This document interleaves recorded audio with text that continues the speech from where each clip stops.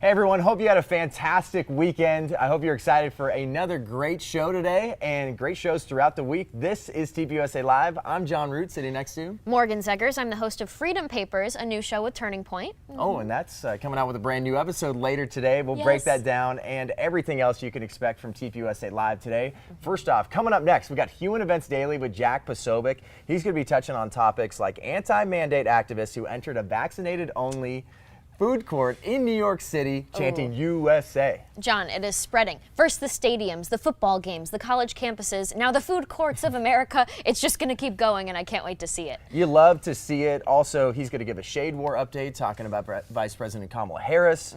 Military members are about to be kicked out, unfortunately, because of vaccine mandates, and they're taking to TikTok. And also, a CNN guest said that Speaker Pelosi's $3.5 trillion spending bill is costless. Well, so did President Biden. He said some funky stuff about that, so we'll have to see what Jack says. Right after that, I'll be sitting on the couch with some fantastic guests, including investigative reporter for Real America's Voice and TPUSA ambassador Heather Mullins. We also have TPUSA ambassador Colton Duncan, and you're going to be on the show today, too. I'm excited because there's some fun topics. I'm a big country music girl. If you know me on Instagram, all of my stories have a song related to the topic of the post, and it's an art, okay? And so I'm excited because Brittany Aldean, the wife of Jason Aldean, wore a really cool patriotic shirt, and even her kids wearing one too. But also Rihanna. You know, I'm not really a Rihanna person, but she wore a very patriotic shirt as well. We're going to have to see them on live and talk about it. Also, for the very first time, we're playing Real Deal or Fake News. I'm nervous. I'm nervous for game shows. I feel like I'm a high-stakes person, but also it's the little things that freak me out, like a game show on TPUSA Live. Oh, you'll be fine. Okay. Don't worry. But I know what's going to be really good is Freedom Papers. Ooh. You're coming out. You're talking about essay 2 today, correct? Yes. So there's 85 papers. Every episode of Freedom Papers goes into one of them. Today we're touching on number 2, one of my personal favorites, because Publius, who writes all the papers, it's a bunch of the founders come together under a pen name. He challenges the people of 1787 to say, are you going to make this huge decision for the future of mankind by voting to ratify the U.S. Constitution? And it's just so exciting because today we're facing very similar challenges of determining the future of our country, fighting against authority and choosing choice instead. We're going to break it down, and so I hope everybody tunes in. And after that, you got POPlitics with the always entertaining Alex Clark. Oh my gosh, I love the show. I can't help but watch every morning. And you have to see what a New York mom did with the propaganda posters all over New York subways. She'll share a video of that. Also, Raelynn's got a new pro-life song and so much more. But I want to talk about TV shows. You don't watch a lot of TV. John, I'm a grandmother. I don't even own a television. Sometimes I watch Hell's Kitchen on YouTube. The full episodes are there. No, I am a grandmother and I embrace it. But then when I come on to shows like this and you want to talk about fun young things, I'm like, please enlighten me. What's happening? I'm the older person here. So what's going on? But Ozark, they came out with their first look for season 4. You've never seen Ozark, but it's intense. For everybody that's seen Ozark, but people that haven't, if you're like Morgan and you haven't seen Ozark, it's seriously one of the bloodiest, most gruesome shows about money laundering, and it's crazy. I'm too wholesome for this. I can't be involved. It's not gruesome like a Game of Thrones, but it's intense. So if you watch the first look, basically that trailer they came out with, it is bloody and it's crazy, and I can't wait for the next season. Okay. But something you've probably heard of, Stranger Things. Please tell me you've heard of it. I think I've seen a little of season 1. Pretty cool. We got to get her on track. I'm impressive. But they came out with their trailer for season 4, and one of the creators of the show said, it's not going to be the final season. Don't you worry. Okay. But you need to get on board with this because we haven't seen anything about Stranger Things in almost 3 years now. Oh, really? Oh, then that's kind of exciting and momentous. I remember I watched all 7 seasons of Game of Thrones right before the last one came out because everybody was talking about it. I couldn't be left out anymore. I bought HBO just to watch it. No, I'm really, really excited, and both these shows are supposed to be coming out in 2022. We don't have a specific date yet, but don't forget, we have a great day of TPUSA Live Human Events Daily. We got Freedom Papers, tune in for all that, and also the show where I chat with people like Morgan Zegers on the couch. We have a brand new time, 2:30 p.m. Pacific time, 5:30 Eastern, and coming up next, our guy, Jack Posobiec, the top of the podcast charts. He's going to be covering the news of the day in Human Events Daily. Any last thing for people today? Honestly, I just respect Jack so much, and I'm so excited that he's succeeding so much, so I hope everybody stays tuned for this upcoming show. Human Events Daily with Jack Posobiec coming up next.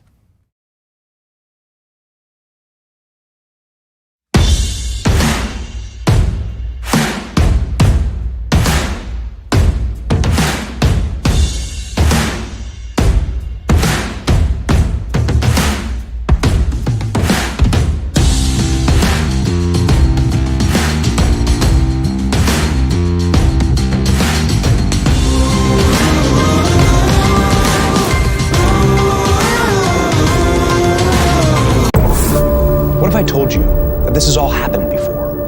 The riots, violence, church burning, attacks on police, destruction of private property.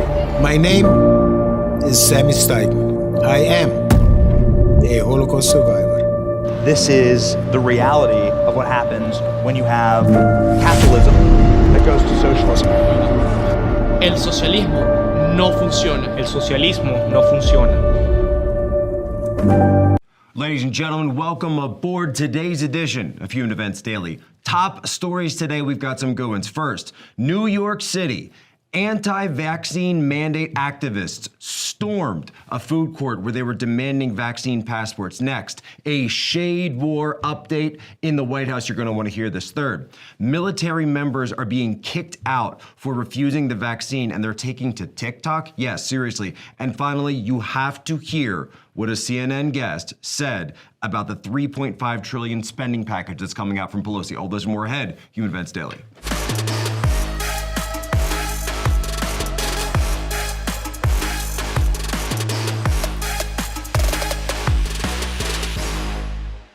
Now, this really is one of the most interesting stories that I've seen in a while, because if you look at what's going on in New York City, you've got various groups that are out there protesting the vaccine mandates, vaccine passports. In Staten Island, you had a group of Trump supporters that were going into this food court that were protesting them. You also saw over the weekend a BLM leader say that she was going to put conduct uprisings throughout New York City regarding vaccine passports. So wait, hold on a second. BLM and Trump supporters are actually in, wait for it, agreement about something? I thought that those were two people that would never agree to anything, ever. Weren't those supposed to be mortal enemies? What exactly is going on here? Maybe there's a little bit, and I know I'm not supposed to say this, but maybe there's a little bit of populism that runs through both movements. Just an idea, just something that I want to lay out there for all of you to hear. No, but seriously, check this out. Go watch the video. About 60 people at this food court in Staten Island. Take a watch.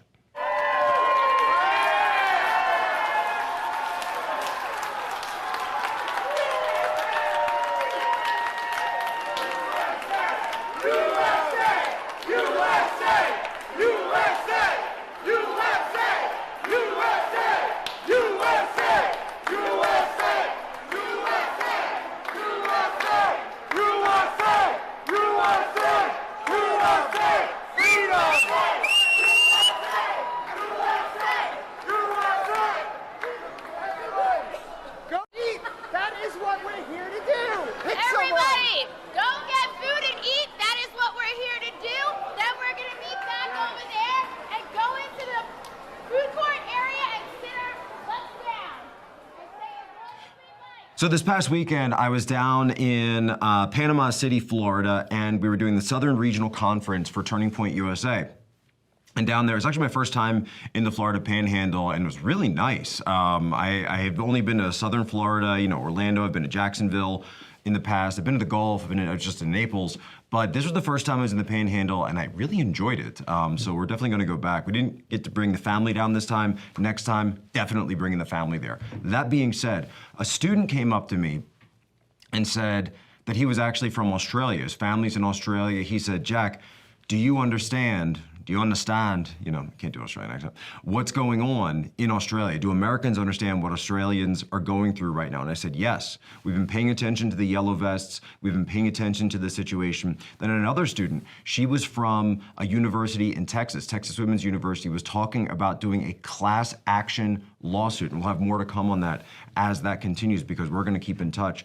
But people kept saying, are we going to get vaccine passports? Are we going to have these internal passports, a CCP-style system of passports inside the United States, or for travel outside into international travel, et cetera, et cetera? And I said, look, yes, you are going to get all of those things unless you stand up now.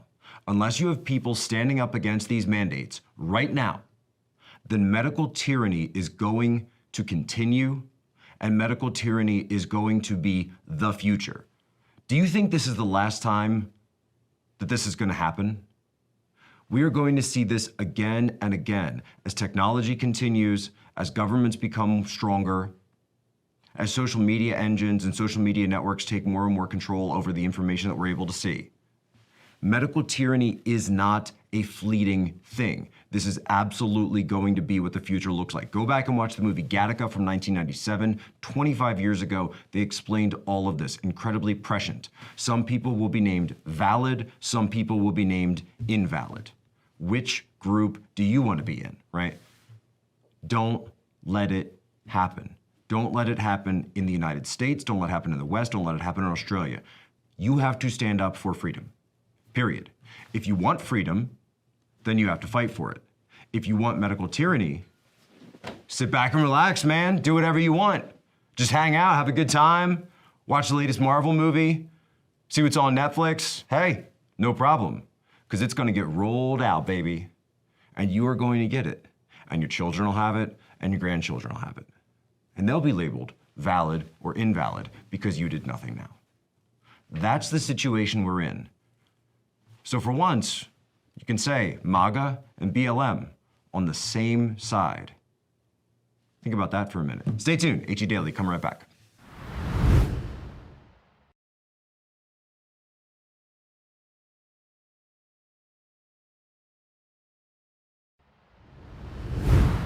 All right, so I told everybody that more and more leaks would be coming out of the White House. And now we finally have something that we can point to. Folks, I got a message over this weekend that said, have you seen the polls showing now that Kamala Harris is as many 5-6 points ahead of where Joe Biden is?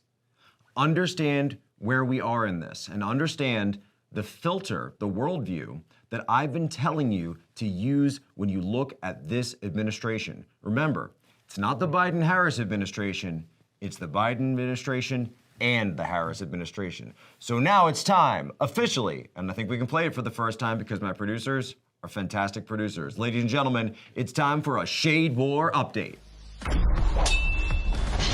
Shade War update. That is amazing. For those of you who are just listening on the podcast, you have to actually watch this thing. There's swords, there's lightning bolts. I feel like we need like eagles or vultures or something. Anyway, I don't know. And there's at the end, there's a picture of the Titanic. Anyway, because we all know that's who the Titanic is. But this is what's going on. I got a message over the weekend that said because of those polls, because the White House is seeing that particularly Team Biden, they are very upset about this. Now keep in mind, there's also been some cracks in this because I've said before that Jen Psaki is on Team Biden. However, notice, very interestingly, now a lot of people saw this, Jen Psaki's brother-in-law was just brought on by Kamala Harris as a strategic communications advisor. Something going on here? Jen thinking about switching teams, going over to Team K? I don't know. But we are going to be paying very close attention to this because, as you know, Human Events Daily is the only program that's actually covering the White House this way, probably because we're the only program in the entire country that actually has these type of sources inside the White House. But the message that I got was that Team B was planning to leak stories and attacks and plan attacks on Team K, specifically on Kamala. And then after I got that message, I happened to catch this segment on CNN. Take a watch.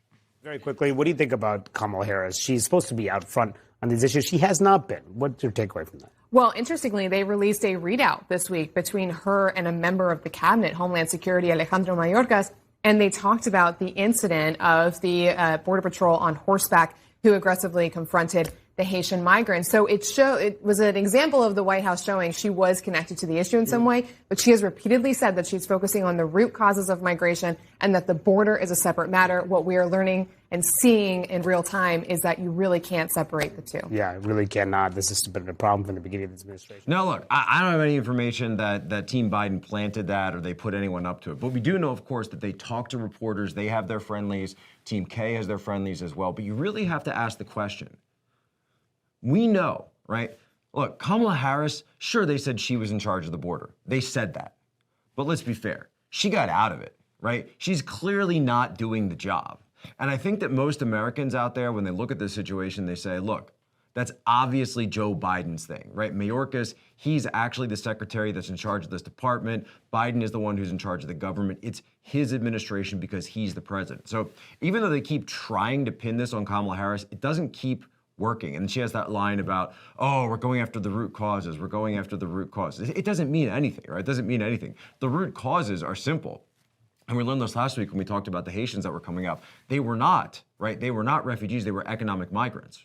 Right? They were already not, understand that. They were already out of Haiti.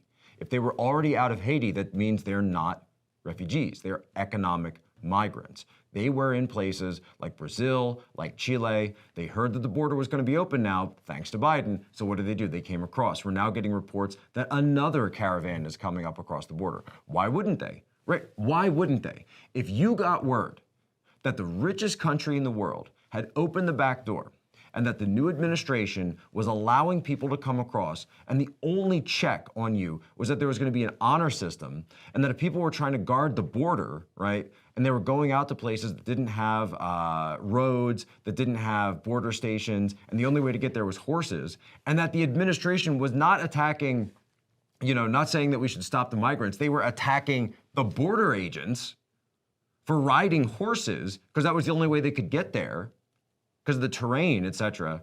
Do you understand how silly this whole thing is? Of course you would go across.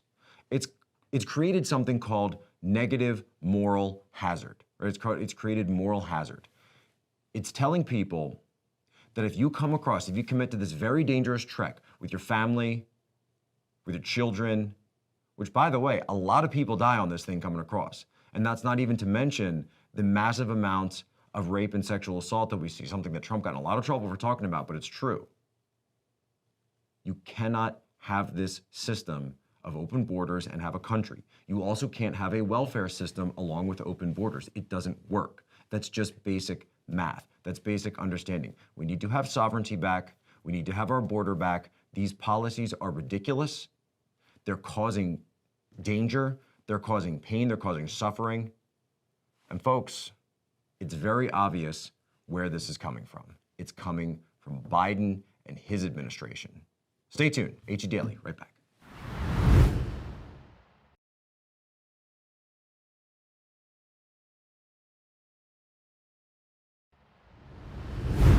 One of the greatest Twitter accounts out there just got locked. They just got taken out.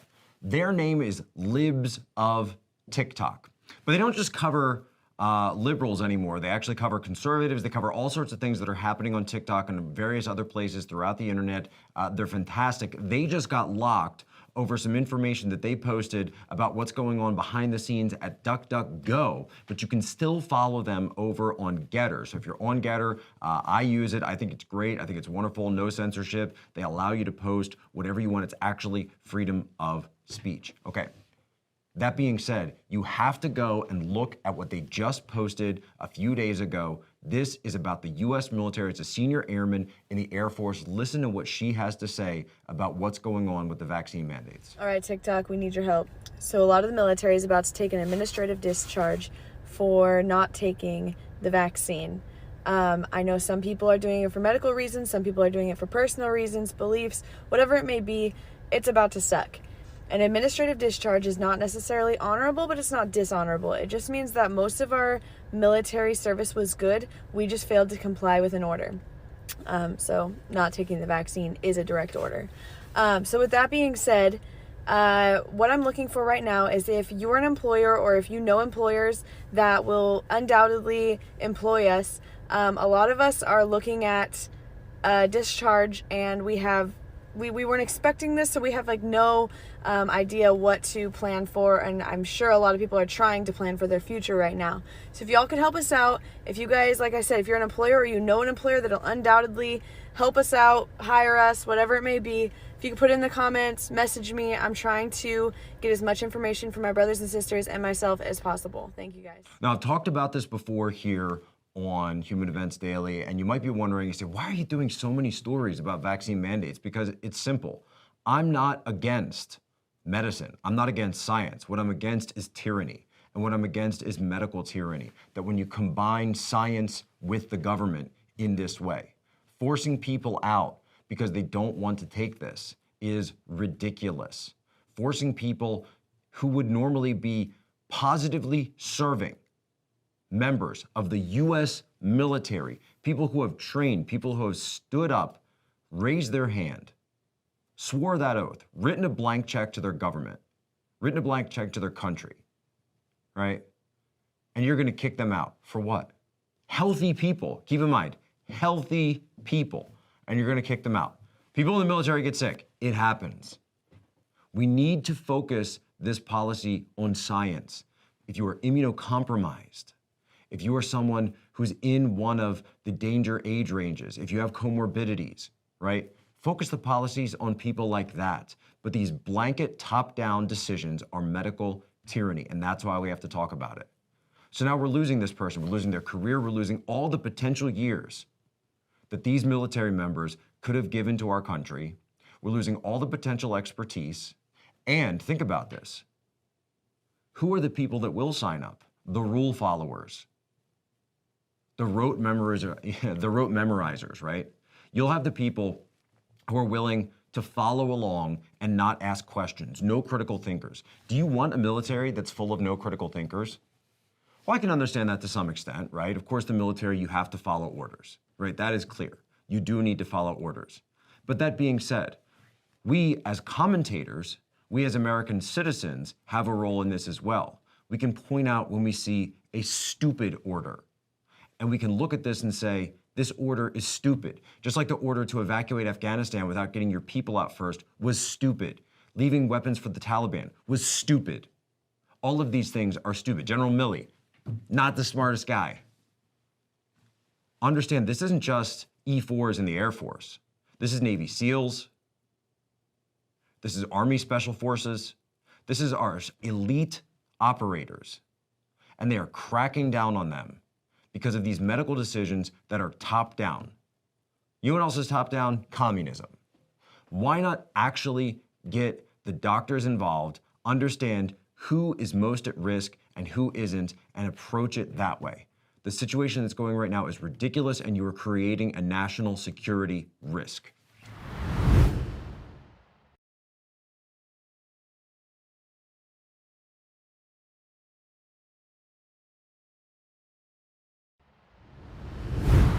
So the Democrats are pushing this new spending bill, the spending package, $3.5 trillion.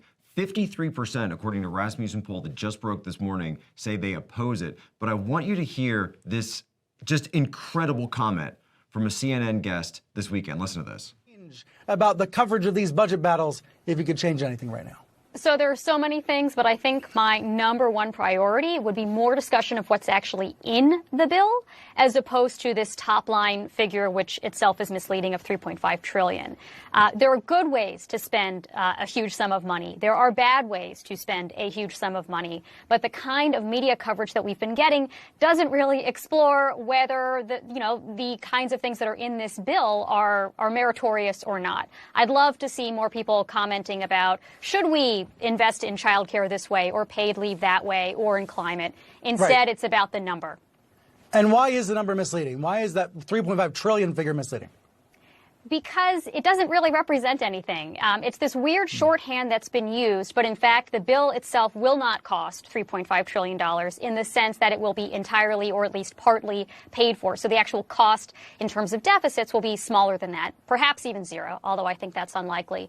And it's not even, fully spending. It's not really right to call it a $3.5 trillion spending bill because there's probably about $1 trillion of tax cuts in it, too. So it's really hard to boil down the essence of what this legislation is because it does so many things and because, they're still negotiating over the basic parameters. Yeah, and it will be over 10 years, et cetera, et cetera. And isn't the broader point, Catherine, that because the Senate is broken and they don't create laws all year long, work on legislation all year long, they're trying to do everything at once in one big bill?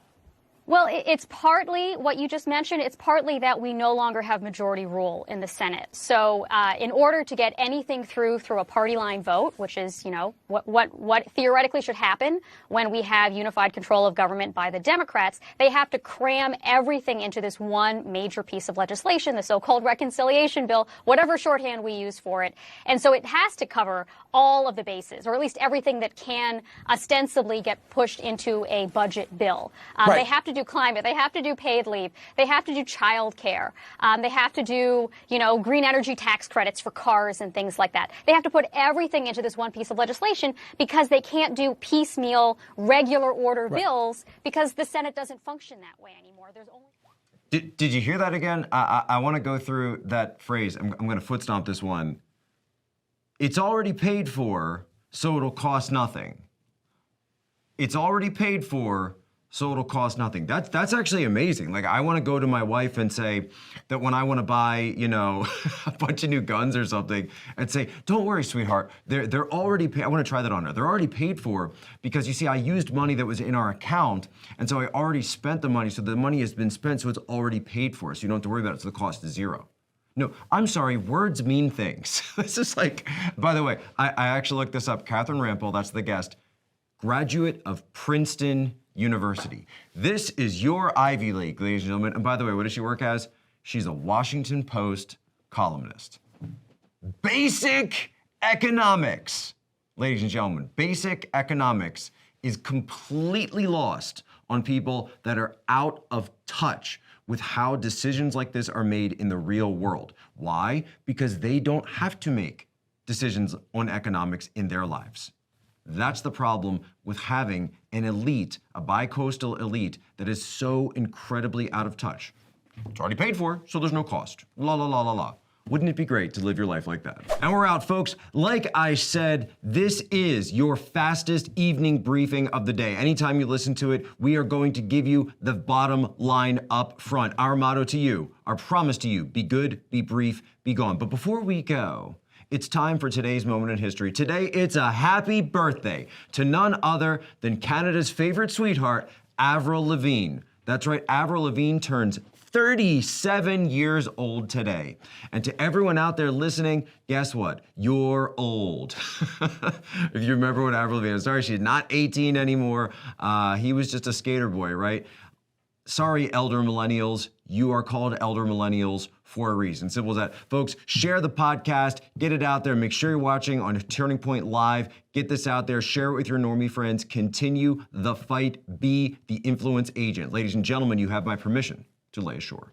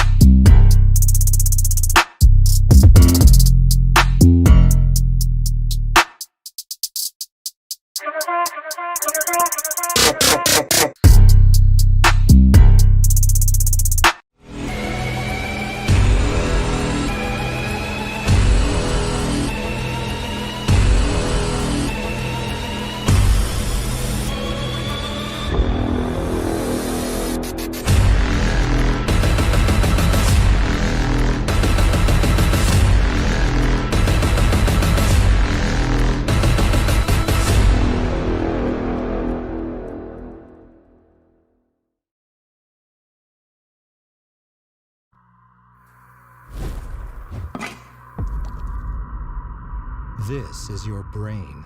This is your brain on socialism.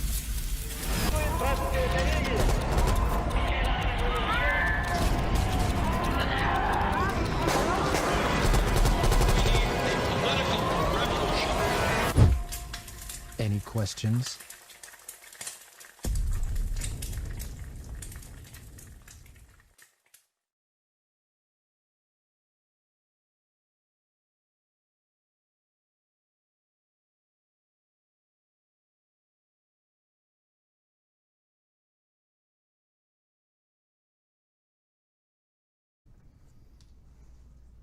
Hey there, hope you had a great weekend. Welcome to TPUSA HQ in Phoenix, Arizona. I'm your host, John Root, and this is TPUSA Live. Here's the rundown for today's show. We'll kick things off with a daily briefing. Then our guest and I will tell you whether we think America is waking up to the tyranny affecting our country or not. Next, for the first time ever, we'll play Real Deal or Fake News. After, we'll get you updated on news that dropped this weekend, and then we'll wrap up the show with a video Joe Rogan just shared on his Instagram today that exposes threats to our freedom in one last thing. All right, let's get this thing started. TPUSA Live from HQ starts now.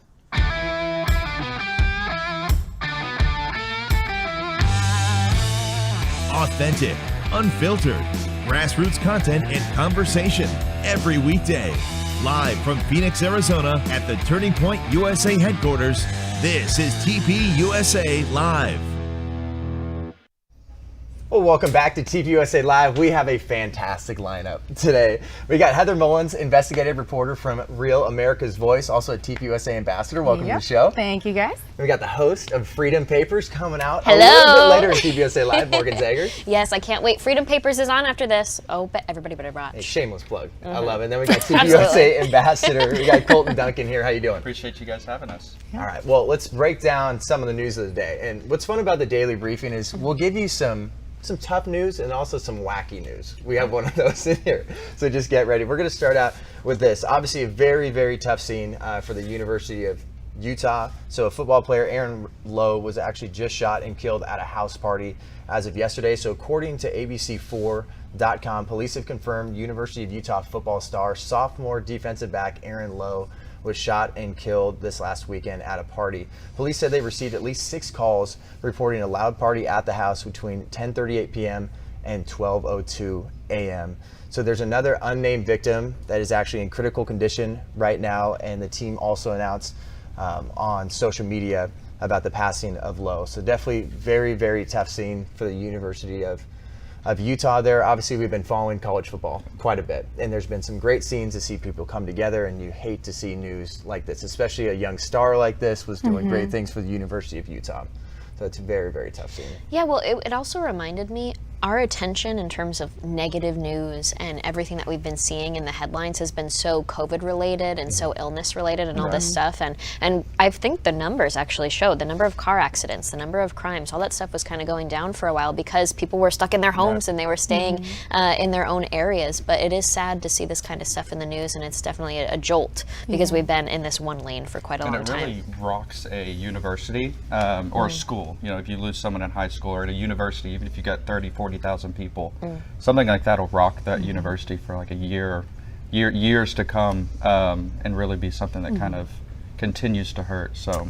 And I'll say with sports, I mean, this is probably one of the arenas where it brings people together. You know, with this politically charged climate, you know, your local sports team is really what brings everybody under one roof to cheer for a team together. So really, you know, just hits home when something like this happens to somebody that you look up to. And also, though, it shines a light on the importance of community, and that comes with sports, it comes with college campuses, and we overlook it a lot. But when there's loss, when there's mourning, when there's hard times, it's best to have that local community. And we don't mean like government forced communities where we're told what to do and who to be friends with, but instead that natural community that comes with friends, that comes with activities and hobbies and passions.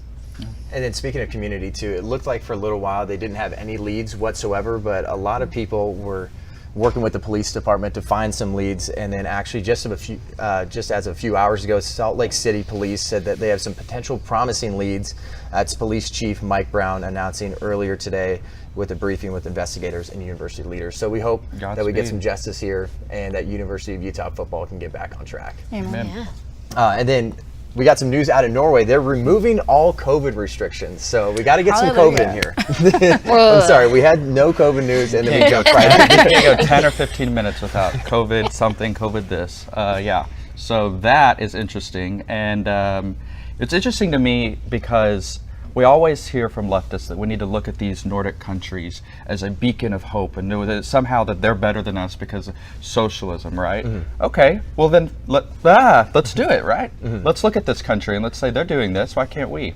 Yeah, and then this went into effect last Saturday at 4 p.m. local time over there, and the decision is no longer to require social distancing, will allow culture and sports venues to utilize their full capacity rather than just a portion of seats, what we've seen in America so often here, and while we've seen so many people like Dr. Fauci try to say, oh, COVID's going to feast on college football fans. That was obviously fake, but it says that 76% of all Norwegians have now received at least one dose of the COVID-19 vaccine, and 67% of the population is fully vaccinated. Well, this is what's so frustrating. Can we just remind everybody that herd immunity is not just the percentage that's vaccinated? I know the WHO changed that definition very recently, just literally a few months into COVID, changed what it means to have herd immunity, which is insane and very USSR type of distortion propaganda. But come on, you guys, we need to be focusing on the fact that a lot of people have been infected, even though they're not vaccinated. We're still very good in a place in America right now, and I'm happy for us. Yeah, and the other thing that I don't think gets talked about as much is like when these states and countries start reopening and everyone celebrates, is it sort of normalizing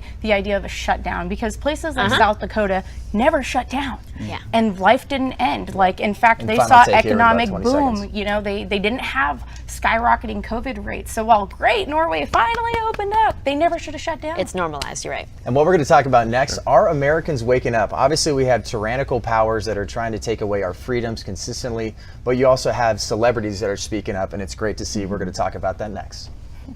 Critical race theory is the most racist thing that is being spread in popular life in America.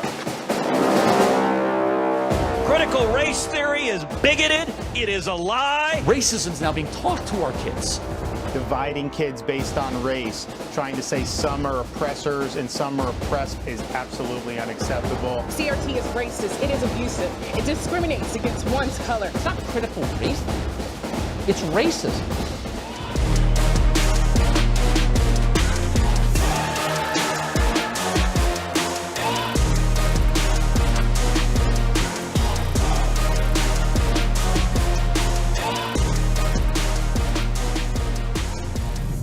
Conservatives! POPlitics is now on TPUSA Live. It'll be here every day in case you want to hear me out along with the rest of the Turning Point USA team. Don't miss out on all the conservative.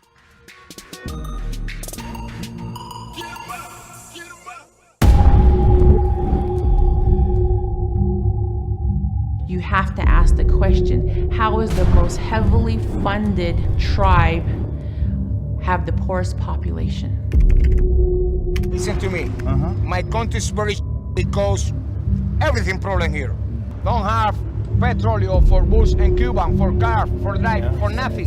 And it sucks. Socialism sucks. There's no other way you can describe it. Welcome back to TPUSA Live. We got Heather, Colton, and we got Morgan Zegers. I was going to say, don't forget my name. Oh, I won't. What the heck, Johnny? No. Root? Because I was trying to think, do I bring up Freedom Papers again? I mean, we might as well. Freedom Papers is on today, in case anybody wants You have to stay and watch anybody Freedom wants Papers. to get learned. But we need to talk about our Americans waking up. Like, we have a few different topics we want to hit on in this segment. It seems like when we were going through the pandemic, we're isolated and we don't have community anymore. We don't have unity anymore, it seems like, or at least that's what they want you to think. So going back there and how much wokeness we saw, because we're ingesting trash TV throughout that whole time too. Like we were talking about last week, Tiger King. I don't know if people would have watched Tiger King. It would have just sat somewhere inside of Netflix and in the like bowels of Netflix and never been seen. But when we had nothing else to watch and we'd gone through The Office 2 or 3 times, let's watch Tiger King. What's funny is, remember the panel when I was like, that was the best show ever. Everybody's got to watch it. And then the other panelists were like, nobody would have watched it if we weren't locked in our homes. Exactly. And I was like, Let me be clear, it was very entertaining. Thank you. Yeah, then now we got Tiger King 2 coming out. But going back there when we were isolated, how do you feel like that was so detrimental to American society? I think, I don't know that they could have gotten away with a lot of the trampling of American freedoms were it not for the fear that they propagated during that shutdown, right? So, but I can say on a positive note, our network, Real America's Voice, grew exponentially during this same time. So I do think it's sort of a gift and a curse. They're a blessing in disguise, because as rights got trampled over this, with the shutdowns and businesses, people told that, oh, your job's not essential. Well, anyone that fed their family, their job was essential to them. So it sort of woke up a lot of people, and brought these discussions of like, you know, what power really do governors have? What power do our local officials have? And so while there's a lot of fear mongering that took place, I do think there was a lot of, it shed light on very important conversations. And what's your take on that, Colton? The isolation and how is detrimental to American society? I will never forgive China, and I will never forgive the politicians that because here's a personal story.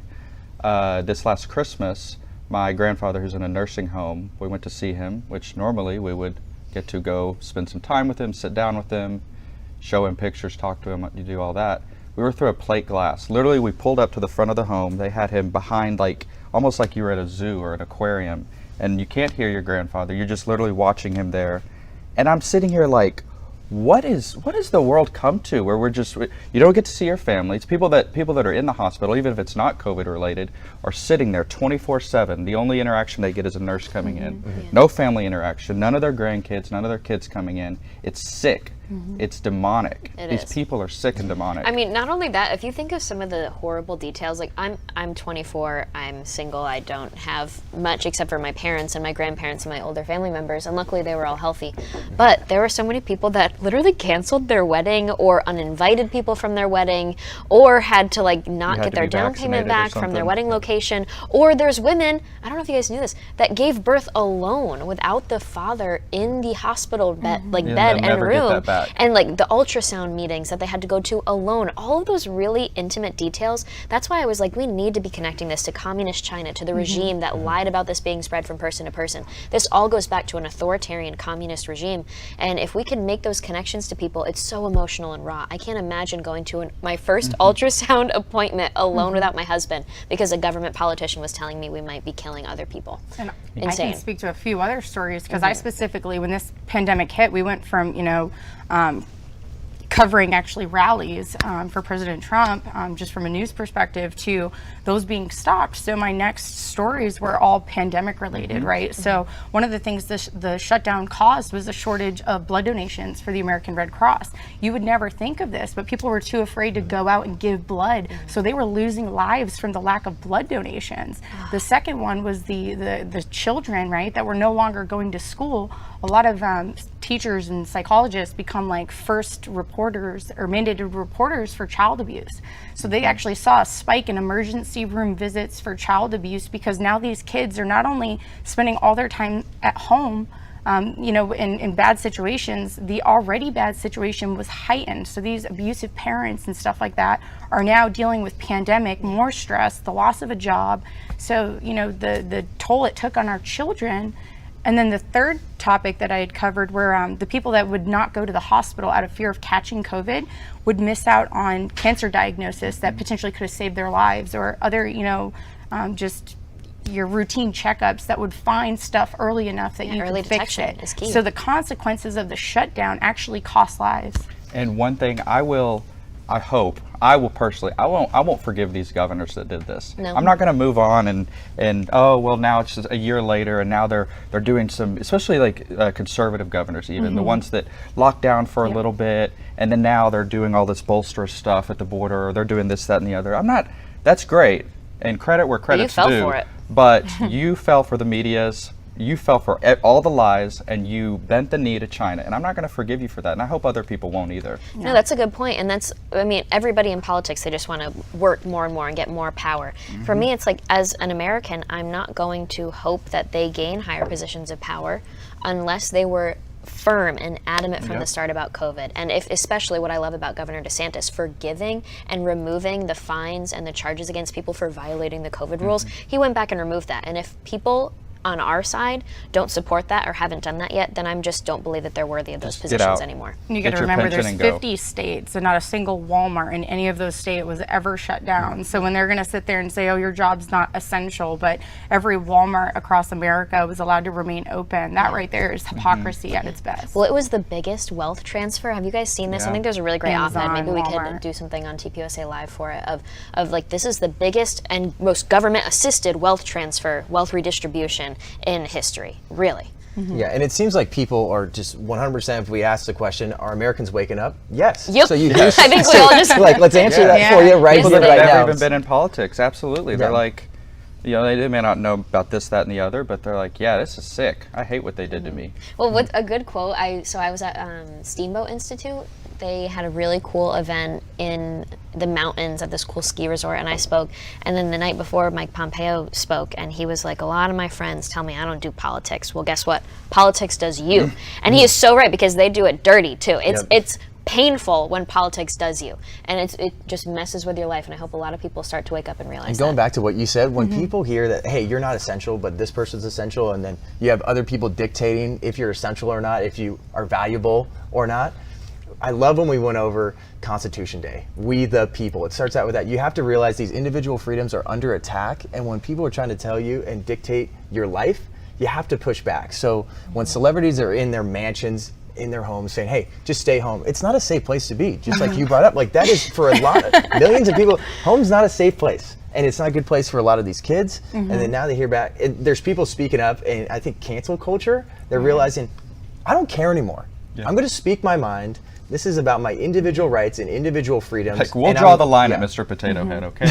But see, here's the important thing. That's when I woke up. When did I wake up, Mr. Potato Head? You don't do that. Well, this is why what we're all doing here on TPUSA Live at Real America's Voice and with your, nonprofit and the Federalist stuff. So we're getting the word out, because a lot of these people waking up to this, they're not going to get a platform on other networks. And we've seen the censorship, which is a very real, and not just censorship of this kind of stuff, but censorship of COVID treatments, things that were actually showing positive results during the pandemic were now being like life-saving treatments being kept from people because it had been politicized. It's borderline criminal. Oh yeah, no, it's criminal censorship. That's exactly what I refer to it. I don't know where you start holding the media accountable for silencing treatments and scaring people out of treatments, but I mean, it's well, that fine line of having freedom of the press, but what do you do when the press is actually, deceiving the public? I mean, essentially. Yeah. And then you see celebrities like Brittany Aldean, the wife of Jason Aldean. They've obviously been very, very outspoken, just like we talked about Nicki Minaj and different celebrities. They're waking up and saying, hey, there's a lot of celebrities out there that are thinking what you're thinking. And we're going to show a quick image of what Brittany Aldean and her kids looked like at a recent concert backstage. And obviously, those kids are toddling. They're adorable. Oh. Hiding from Biden.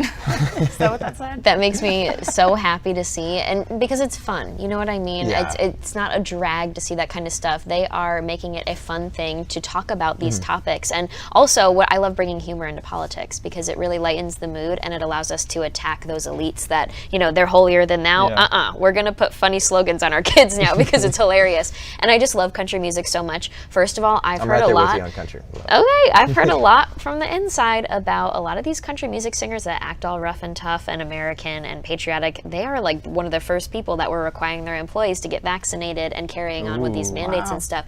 And so it's interesting to see who's going to come out as on our side in reality and who's just singing songs about like, I'm in my pickup truck and I'm relating to the working class. It's all a scam. I'll say sometimes I wonder if whenever a country singer, let's say, comes out and does that and requires all their, people to get vaccines, should we even be focusing on people like that, or should we be focusing on the Nicki Minaj's that come out and sort of say, hey, I'm pro-freedom, pro-choice, and give that positive reinforcement? Because I feel like more often than not, the conversation is around the people not doing what they should be and not as much on the ones that are doing the right thing. So if we maybe shift that focus, are we going to see more people wanting to be where the attention is at and coming out? Really, really weird paradigm that I've just noticed over the past year or two, where like Taylor Swift, right, and some of these country singers are the Democrats. They're the ones on the left.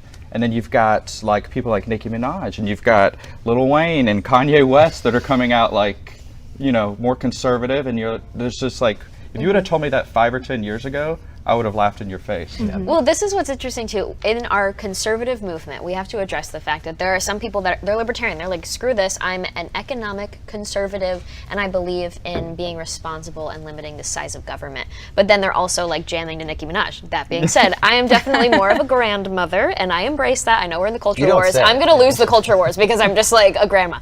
But I was in the car and I'm like, okay, I'm gonna give some positivity to Nicki Minaj, and I put the hip hop rap radio channel on, and I'm driving in my, just like in my 4Runner, and I'm listening to this Nicki Minaj song, and it's like, beep, beep, beep, beep, beep, beep, beep, and I'm like, Oh, okay.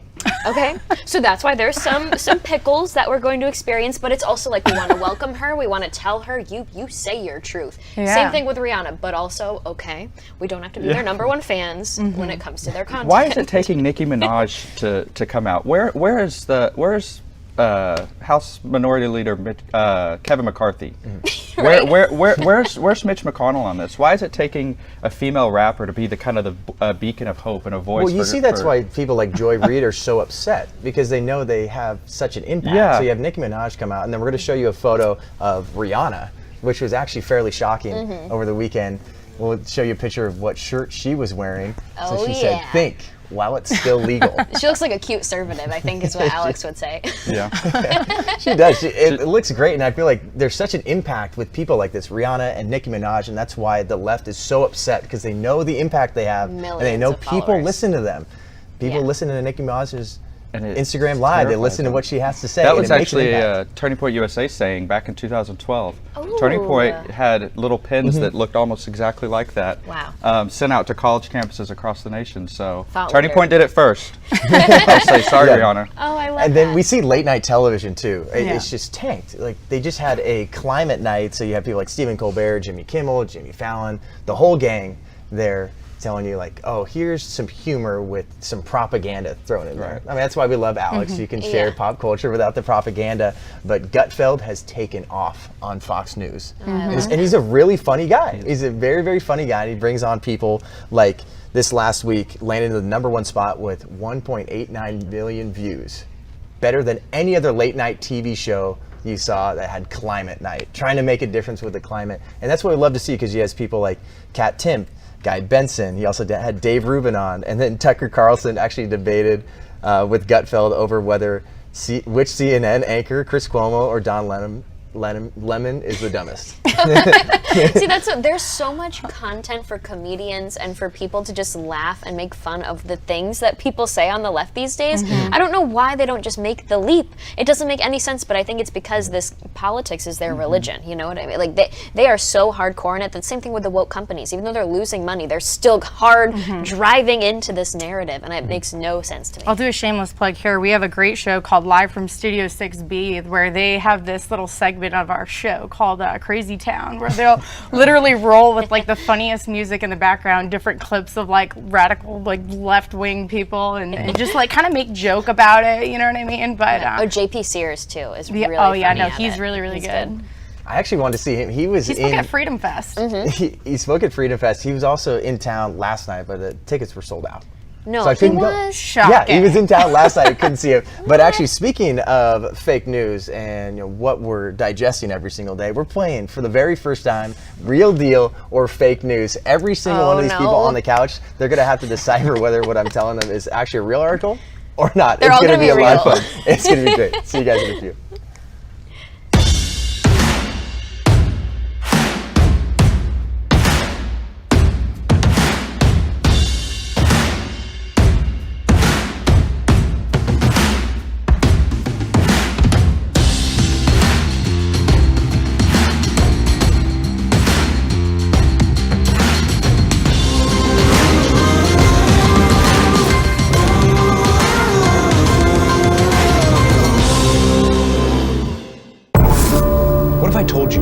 This has all happened before.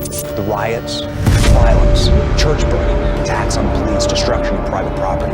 My name is Sammy Steigman. I am a Holocaust survivor. This is the reality of what happens when you have capitalism that goes to socialism. El socialismo no funciona. El socialismo no funciona.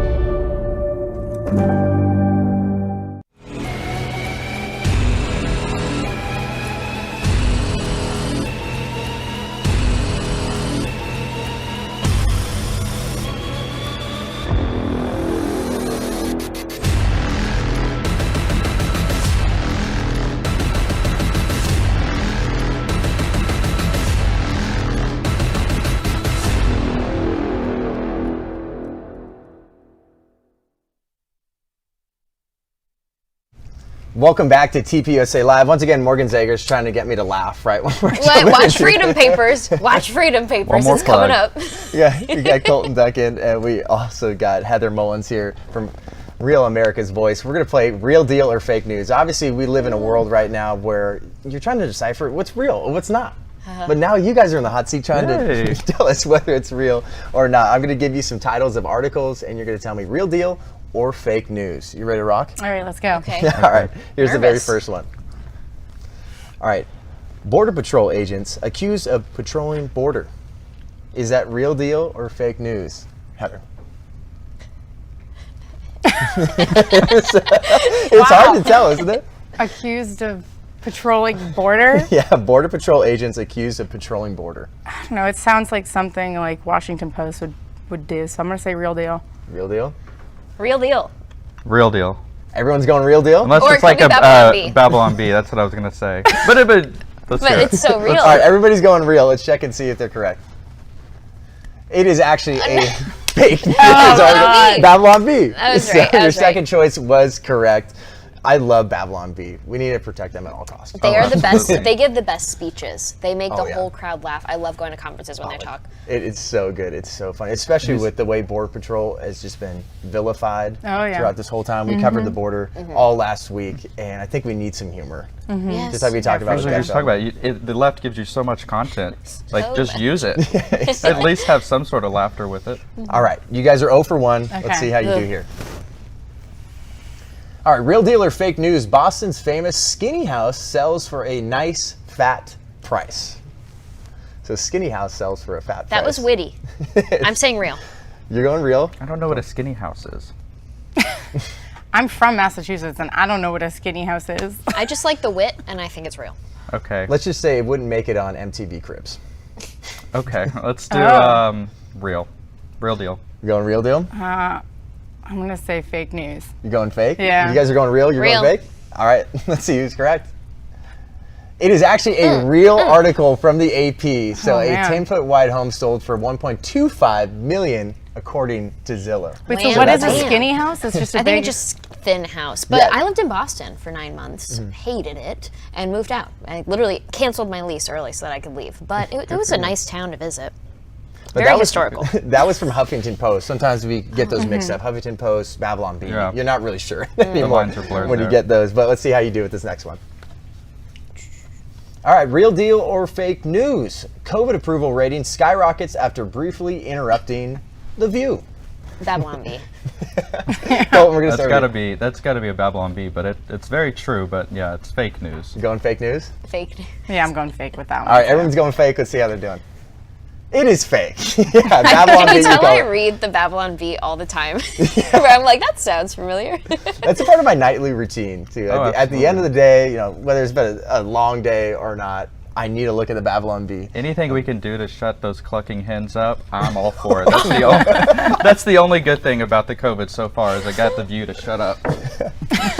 But did you watch that or like any videos from The View about that God. debacle last week? I'm one of It those was where insane. I don't watch The View at all. No.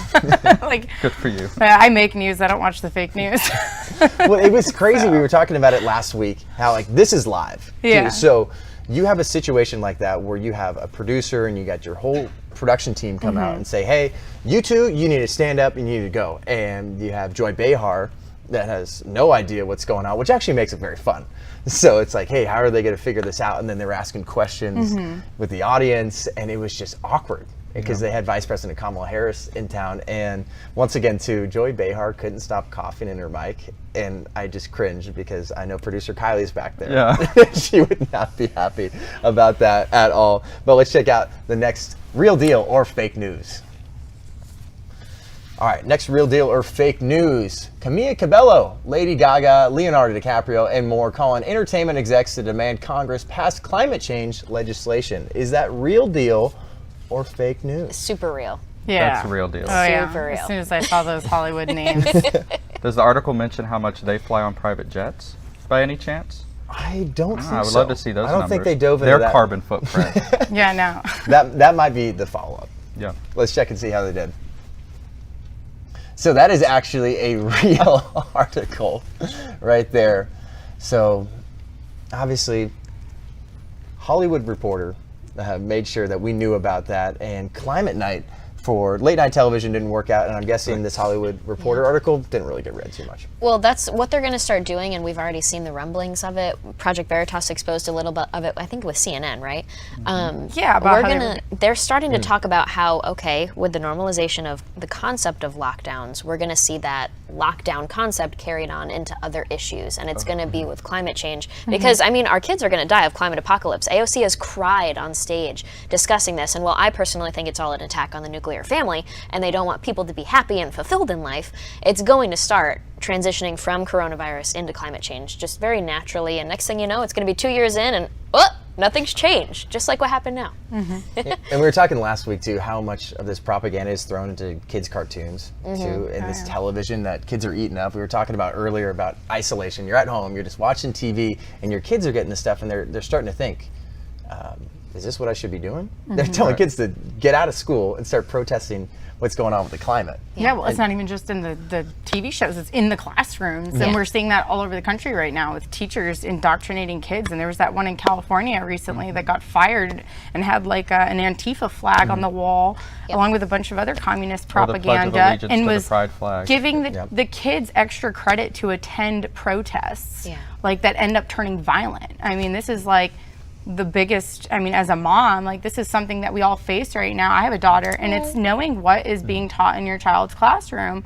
And thank God we're seeing parents all over the country right now attending school committee meetings for the first time and getting involved, because that's really what has to happen. Your education for your child is being decided on a very local level. So we have a lot more control over this than people realize. It's not in some far off DC. It's right there at those school committee meetings where they're voting on, you know, what's going to be taught.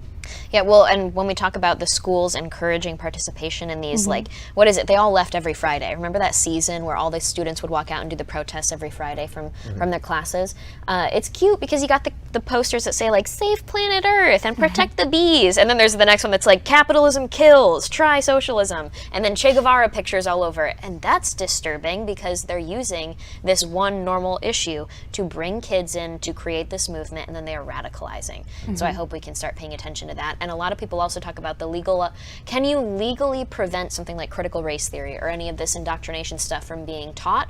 Or should the thing be the focus of preventing teachers from saying you're going to get extra credit, you're going to get bonuses for going to certain political activities after school? That's another issue, not just the curriculum. Yeah, and there's a big thing too, is parents need to fight back against the teachers that treat conservative students differently than they do others. Because I know, being from up north, you know, one of my daughter's schools at one point in time, when you walked into the front of the building, there was at the time President Obama was president, and he had his picture right on the wall. Do you think once President Trump got elected that photo changed? No, it didn't. And there was, this is a big issue. And another thing, just this past year after the inauguration, one of our English language arts teachers had the students write an essay on 5 things President Obama did well as president, despite the fact that none of them even were, you know, pretty much alive while he was president. So what does that have to do? This is just the micro examples of like the indoctrination that they're really pushing on these kids, and it's got to stop, and we got to speak up about it. Yeah, and I'm glad we're fighting back, and I think we got to do one more real deal or fake news before we get out of here. Morgan's nervous. Let's check it out. All right, real deal or fake news, rare Pokemon Oreos are selling for thousands of dollars on eBay. That's real. Wow, that was quick. I feel it in my gut. I feel it. Just like feels like they took a bunch of words, threw them together, and made a news headline. I'm going to say fake news. I don't know what you any of that fake? means. What are you going to go with? You got to break the tie. You know, I don't know. After seeing all those people like zombies playing the Pokemon Go thing for like a year, like I'm going to say this is real. People have passion, John. We thought that sometimes it's Oreos that look like that other was things. A weird period of time. The Pokemon Go. You just see someone on the side of the road with a phone. We thought like the world was going crazy then. Little did we know, a few years later, it'd go from Pokemon Go to absolute communism. Pokemon Oreos. Let's check and see if this is real deal or fake news. So this is actually a real news story. I'm a genius. So that's from NPR. That's probably the best way to finish that off. I wish I had some of those Pokemon Oreos. I'd be a very, very rich man, and I could probably buy that skinny house we talked about earlier. But coming up next, we're going to get you updated about what happened in the news this past weekend. A lot to go over. We're going to be back with Heather, Colton, and Morgan. It's going to be a lot of fun. We'll see you guys very soon.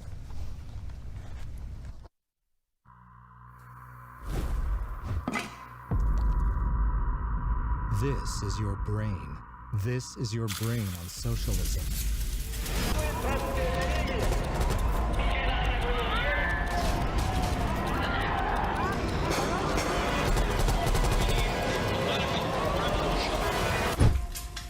Any questions?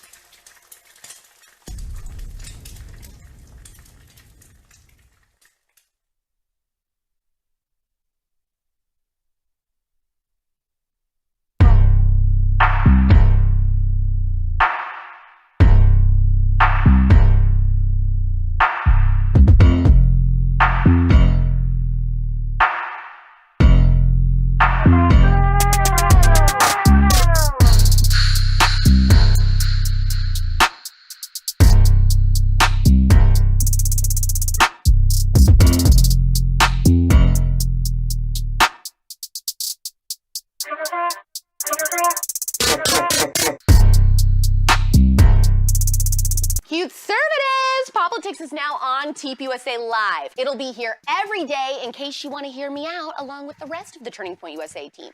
Don't miss out on all the conservative.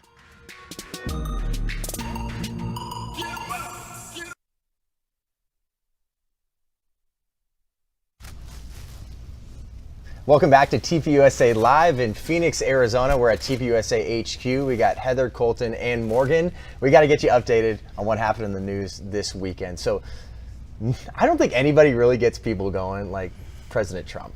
So it's crazy that he's been out of office now for almost a year, and his rallies are packed. And you just feel patriotism. You just feel like you have some sense of togetherness. And we're going to show you a photo from that rally of President Trump, obviously just using his hands a lot. Also, no one uses his hands better than President Trump, but probably one of the best things you saw from this rally in Georgia was front row VIP seats. 13 seats were open for the fallen military members in Afghanistan. And I know you tweeted about this, Heather. I did, and I also actually, after we cover all of President Trump's rallies, and on the network they always ask, what's your final thoughts after he speaks, and like what stood out most. For me, hands down, it was not only the 13 empty seats there as a tribute to the 13 fallen soldiers, but the soldier Hunter that he brought up, who was the one that had pulled that baby over the wall in Afghanistan at the Kabul airport. Now, for two reasons that's important to me. One, my brother served in Afghanistan, and the base he was stationed at is currently run by the Taliban. So this is a very big issue. And when I saw those 13 seats, I got choked up during my live hit, because like that could have been any one of our service members. Like that mom that got the knock on her door could have been my mother. Like when you have a military family, it just really hits close to home. And so for me, I just had the utmost respect for President Trump for not allowing this to, fade out of the news, but to keep it relevant, and bringing that soldier on stage and hearing him get choked up was just such a powerful moment. So. And I think we actually have a photo of that too. That was a viral photo of that baby getting pulled up there. That's actually Lance Corporal Hunter Ian Clark, that young Marine that pulled that baby up there. And obviously very, very impactful photo. And then for President Trump to have the wherewithal to know that, like, hey, we need to bring this to light again. This can't just be a viral photo during just such chaos that was going on in Afghanistan. Let's bring it back again. And it's just a sense of unity you feel with that, and patriotism, where it's like, look at our military members that are doing everything they possibly can to save people. And they're not worried about their life. And I know you know that, having a brother out there, like how selfless these people are and what they're doing to help the people out there, it's incredible. And the other big thing is, as a mom, right? Like, I can't imagine being in a position as a parent where you are just so terrified for your children that you're willing to hoist them over a wall and give them to a stranger. So I see that baby and I'm like, what mother, like they have to be terrified. And then I think, I don't ever want that to be here in America. I don't want us here in America to like experience that violence and that, fear. And that's why I think it's so important we keep having these conversations. What separates, America from Afghanistan, and how do we protect our country and our nation? Well, when I get so frustrated with this, because we are so blessed in America, to be born here, to be living here, and we take for granted the basic sense of security that is provided in our country, and our generation is just the worst at it. But I also get worried when I see things like, remember at the border, remember when President Trump was in office, AOC and the left and all of these Congress people were always saying there's concentration camps at our southern border, and they would just use this really extreme language when no, they are not concentration camps. But now we face a problem where we're dealing with people like the Taliban, we're dealing with people like communist China that actually have concentration camps in their country, and you hear our generation say, well, we're no better than those guys, so who are we to hold them accountable? And so it's in our head, it's making it so that we can't hold our enemies accountable because we feel like we're on the same level as these guys. We're just as bad, we're just as oppressive. And that's something that goes overlooked because there's a million other problems, but I'm glad that we're talking about this specifically. Thank you, Jon, because all of this distraction propaganda, the COVID vaccination mandates were announced to take our attention away from Afghanistan, and it's still happening. There's still citizens, there's still Afghan allies that are hiding behind enemy lines, and the Taliban is going in and ripping them out and placing them in vehicles and driving off with them, and they're dying. And they're this is getting why killed our border right is now. such a big topic too, because if we have a wide open border, then those same people that woman was handing her baby off so that they could be protected from these people, those same people can get into our country when we have this Not wide only open that, border. We're flying people. We're flying in Afghanistan's unvetted. Without, yeah. I mean, not only are they coming across our border, but our tax dollars are going and saying, "Get on this plane. We'll bring you into the."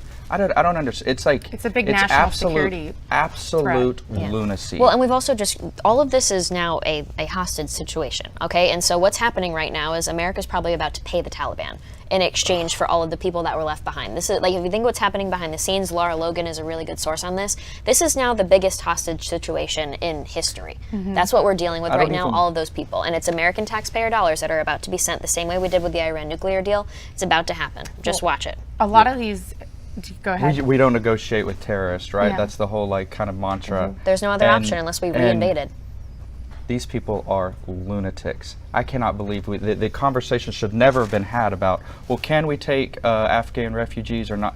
If there's a single American left over there, absolutely not. Well, so here's the other thing, right? Another one of our great Real America's Voice investigative reporters is Ben Bergquam, and his area is the border. And he's gone down there and worked with Border Patrol and picked up what are a bunch of IDs, right? So they're claiming in the fake news that these are refugees coming over, but a lot of them have already been given asylum in other countries. Like Chile. And they're in like Chile. And so he had a stack this big of all these IDs, passports, and everything that they are told to just leave and drop before they cross into the country and pretend like they're seeking asylum. They've already been granted asylum. So they're invading our country. It's not refugees. A lot of these people are straight up invading our country, and we need to call it what it is. Well, and another problem in this, when we talk about like, okay, if we're going to be allies to people, then we have to have a good reputation as America.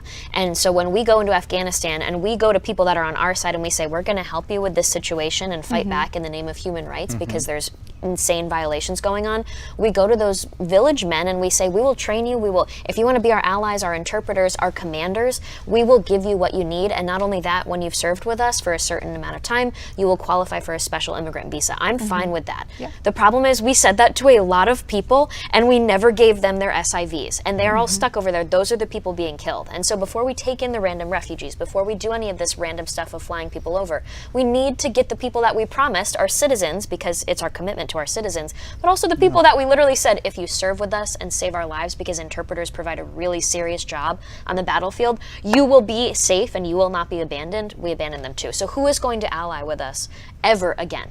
And Who would trust until us? we hold accountable whoever was up the ranks that managed to allow the takeover of our U.S. embassy over there and giving $80 billion worth of military equipment to the Taliban, whoever is responsible for that needs to be held accountable. Because if not, we still have the same people in power in our military or in our leadership that gave rose to the Taliban, now allowing people to come into our country as refugees. Yeah. I mean, to me, there's a lot of unanswered questions that Congress really needs to ask. Like, I mean, if they want to investigate January 6th, they need to investigate who gave $80 billion to the Taliban. Yeah. Because something's not adding up. We're the most powerful country with the most sophisticated military and surveillance technology, you don't accidentally hand over $80 billion to the Taliban. Well, and then retaliation. That's what we're looking for. We're looking for justice too. So the bombing of the ISIS-K members, it was another hoax. It was another thing. It wasn't ISIS, it was kids. Yeah, and it was kids. Yeah, It you was look at kids. something like that, and obviously it's just, we need retaliation. We need to make sure that we're not giving intelligence to these people that hate us. These people hate us. The Taliban, China, people do not care about us, and they have intel, and they know what American citizens are there. They know what Afghans have helped us out, and it's just a terrible, disgusting situation. So you have President Trump bring up at his rally, we need to just blow up that whole area. We need to get rid of it. We can't let the Taliban or That's what you're China normally get supposed this to do. intelligence. These people in the media are so sick. They cared more about a rein on a horse at the border, called it a whip, and they made this huge story about it. We found out it was fake. They cared more about that than they did about 10 innocent civilians getting bombed by President Biden. 7 of them children. 7 of them children. It's funny That's 'cause- where our media's at today. Well, Hollywood also was silent, not a peep on the Yeah. Afghanistan issue, not one. I think it was actually, who was the one celebrity there? Angelina Jolie that had actually gone and, I saw advocated. that. And everyone's like, oh, you're all about women's rights. You're all about, helping minorities and all this other stuff. Well, Yeah. the Taliban's over there and women do not have rights over there. Yeah. I mean, this is a big issue, yet Hollywood stayed completely silent when this Afghanistan stuff was going on. And It's so sad. And what really disgusts me about all this, because we talk about we abandon our allies. Not only that, we tell people, serve with us, put your lives on the line, and we're going to get you your SIV. We don't do that. We abandon them. But then, can you imagine if some random country sent a bomb that killed 7 American children just in their home hanging out, and then 3 other innocent people? What would we do? We would hate them, and we would have this animosity towards them. I can't imagine if that happened to me and my kids. If 7 of my kids just disappeared one day because Joe Biden's administration made a bad decision and wanted to put out some propaganda as if they got some win and killed an ISIS member. What kind of image do we have on the world stage at this point? We need to think of the bigger picture here. We're just sending off things, and Senator Rand Paul, he did this in his hearing. Finally, there was some accountability where he was asking the military leader, so do you know if it was an ISIS-K leader or not? And he said, no, we don't know yet. I don't know, I can't comment. And he was like, well, do you know, so you're saying you don't know, or do you not want to tell me? And he goes, well, we're waiting for the information to come out. We're investigating. And Rand Paul goes, well, you would think you would know if it was ISIS or not before you dropped the drone. Exactly. But I want to make sure we get this in. So this wasn't something that dropped over the weekend. This is something that happened earlier today. Speaking of President Joe Biden, 78-year-old President Joe Biden was getting the second booster shot from Pfizer. Check this out. So there he is. Also, too, actually, that is his first booster shot. Excuse me, from some Pfizer. hairy arms. I was wondering, should I bring that up, or does everybody just know that? I just don't Well, he care. told us. I just don't care. They turn blonde in the sun. He's got more hair in his arm than his head. Honestly, I just don't care at all. And what's sad is I wonder how many people do get all excited by this news. Like, oh, Joe Biden, what a leader. He's doing it. Like, how many people are out there that are excited by this? And how many of us, I wonder, the silent majority, who are like, I don't care and I don't want to see it. It's hypocrisy when you see I'm all the wondering. unvaccinated people coming across our border right now that they're not saying anything about. So, I mean... It's all a scam. I mean, Yeah. we all believe that. It's just a matter of it's just so frustrating that they keep playing these little puppet games on the TV for us as if that's going to please us and make us feel better. And I want to get your reaction to this. So this is what President Joe Biden had to say after receiving that shot in his very, very hairy arm.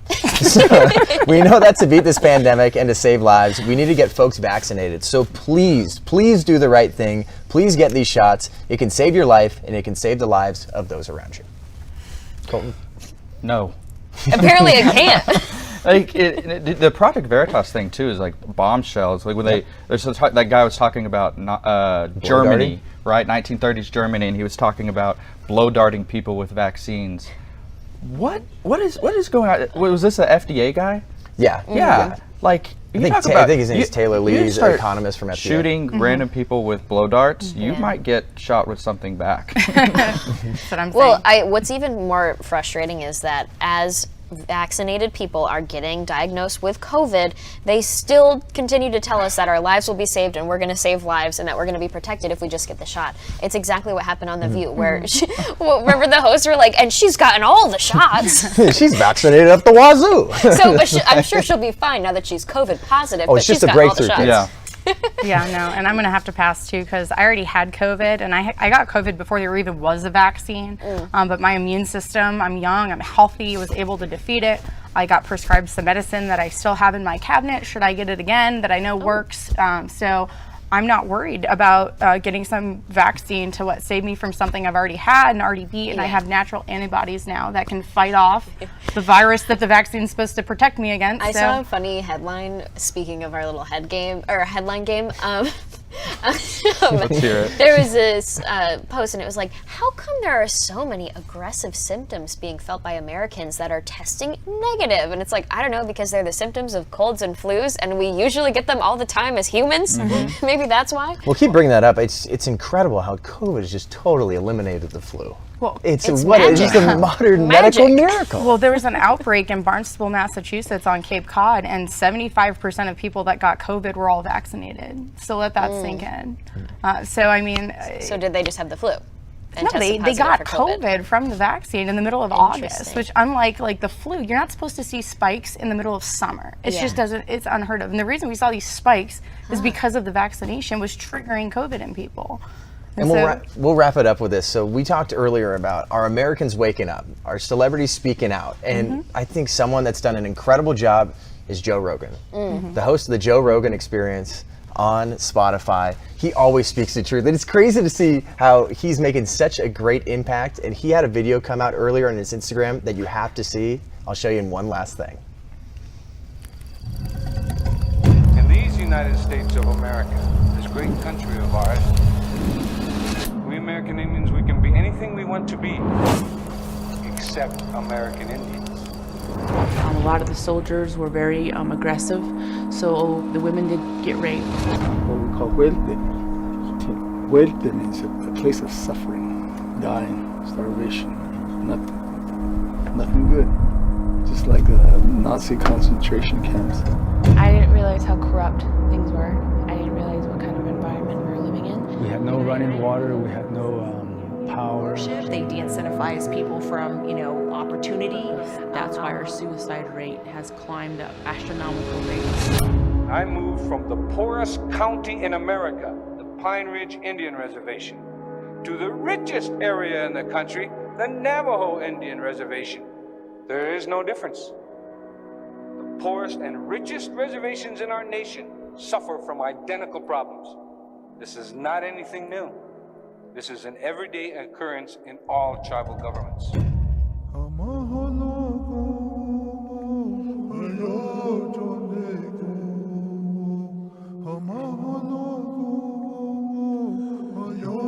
So my life and my tale and my truth has been to fight socialism. And I'm hoping that I can wake up as many Navajos as I can to tell them that you can do this. Yeah, even if I have to fight you to save you. And I think that's what I'm also projecting to my people. Even though they are so harsh on social media and they completely hammer at me, I tell them, I'll be here even if I have to fight you to save you.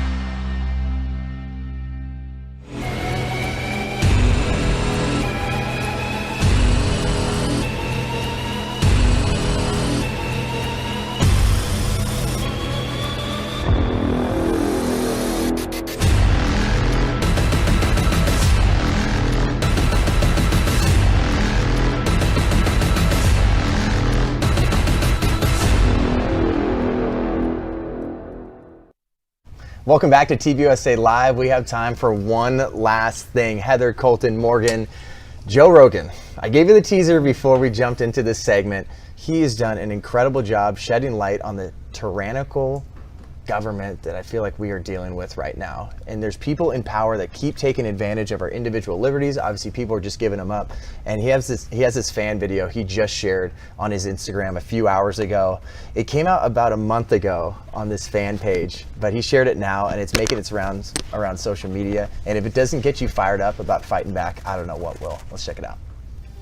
As soon as you give politicians power, any kind of power that didn't exist previously, if they can figure out a way to force you into carrying something that lets you enter businesses or lets you do this or lets businesses open, historically, they are not going to give that power up. They find new reasons to use it. I'll be back. We have to protect those freedoms at all costs, whether you agree with people's choices or not, because it is the foundation that this country was founded on. Freedom. This idea of freedom, there's so many people that think it's frivolous, it's not important, it's not the main thing that we should be focused on, but it is the literal structure that allows this country to be so fucking amazing. Every single country that's ever existed other than the United States, up until 1776, every country that has ever existed was run by dictators, all of them. This is the first experiment in self-government that actually worked, and it created the greatest superpower the world's ever known. It created the greatest cultural machine, the greatest machine of art and creativity and innovation right in here. And how did it do that? It did it through freedom. And as soon as you see something, anything that comes along and inhibits your freedom, you should be very cautious of that thing. You should be very suspicious, because anything that comes along that can inhibit your freedom is, by definition, anti-American. I just have the chills watching same. something like that. And you listen to Joe Rogan or watch Joe Rogan, you're not going to agree with everything Joe Rogan has to say, but that's the beauty of America too. We can have these conversations, and he is uncancelable. Like, he just had COVID himself. It's like, this is how I got over it. And you can't cancel the guy. And he's going to share the unfiltered truth, very much so. It wouldn't be a Joe Rogan clip without a few bleeps. Right. But he's sharing the truth about what's going on here, and people need to wake up. And I think we'll constantly bring it back to, are Americans waking up? Yes, because of people like this sharing the truth, and he's providing a platform that's actually free speech. Yeah, no, and that's why I love my network, Real America's Voice, covering the election investigations all over the country. I mean, this is something that is like the lifeblood of democracy, is like having free and fair elections. And it's like when you see just the coverage that's come out about the Arizona report the other day and how they're like misrepresenting it and, saying things like, oh, the audit, reaffirms that President Joe Biden won. But when in reality, they went over things like, unauthorized access to our Dominion servers, or that duplicate ballots were found, or that people were voting that didn't even live at the address anymore, or sending in more than one ballot, that they literally filled out multiple ballots. Like, all of this stuff missed by the other networks, or not even missed. It's like lies by omission. And I think such an impactful part of this video too is just talking about, we speak on the pandemic quite a bit. And then what's going on here with COVID passports, you see what's going on in New York, places like LA, and all over the country. It's like, if you give them this power, especially when it comes to your individual freedoms and these small businesses that have just been decimated, they're not going to want to give it back. You give them an inch, they're going to take a mile. Well, actually, a little pitch for the upcoming episode of Freedom Papers. Episode number 2 is all about, so basically Jon Jay, one of the things that he says to the people that are trying to be deciding, okay, should I vote in favor of ratifying the Constitution or not? The question is, okay, all of life has involved some sort of government. An oppressive form of government usually, but how can we achieve a government where you're not oppressed, and how do you want that power separated? Do we want it decentralized? Do we want it centralized in our own little confederacies? And it's just such a profound question. I also will say, I have a bone to pick with political consultants. I think they get paid so much and they do so little, and they all just sit at their little desks and collaborate and make a lot of money. And Joe Rogan, all he did was speak from the heart into a podcast microphone, and that was so powerful. It would take hours, weeks for political consultants to come up with that kind of language, and they probably still would never get it that good. So 30 I am seconds a political final consultant. I know that, and I 30 don't seconds mean final it. take. You. Yeah, so the thing on that is, if you are not a part of the solution, there's a good chance you're part of the problem, and that's what the issue is there. So, Joe Rogan's awesome. This is great. I mean, he's a former host of Fear Factor, so obviously he's not going to be afraid of a little communists that come to America. He's like, bring it on. I didn't know that. Yeah, it's so true. But once again, too, what an impactful part of that, anything that comes along that can inhibit your freedom is by definition anti-American. But thank you so much for coming on the show today. It's been a lot of fun. Colton, you're our favorite consultant. Okay, we'll say that. But coming up next, we have Freedom Papers with Morgan Zegers. I'll plug it now. Also, too, we cover a lot of these topics on the live feed, so you can go to tpusa.com/live feed, and we'll cover all these topics. Fantastic. So once again, too, should I do another plug? Yeah, let's do it. Freedom Papers with Morgan Zegers, essay number 2. 2. We'll see you guys tomorrow.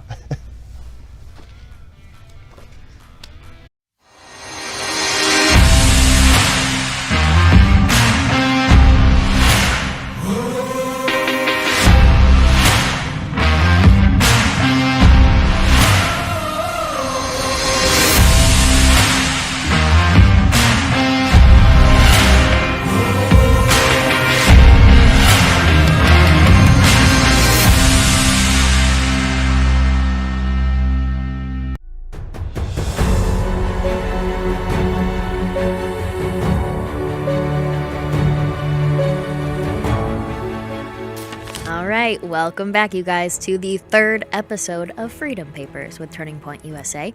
My name's Morgan Zegers. I'm a contributor for Turning Point, and I've loved it so much. It's been almost a year now, and I just have been enjoying this time quite a lot. And this new project of Freedom Papers, a weekly podcast going through every single one of the 85 essays that make up the Federalist, is just really a special project for me. And so I hope everybody out there understands that this isn't just a podcast you tune into on a weekly basis and then you get the quick facts and then you leave. This is more so a training opportunity, an opportunity for you guys to better yourselves, for you to use this as an opportunity to better the understanding that your children have or the young people around you have about our founding documents.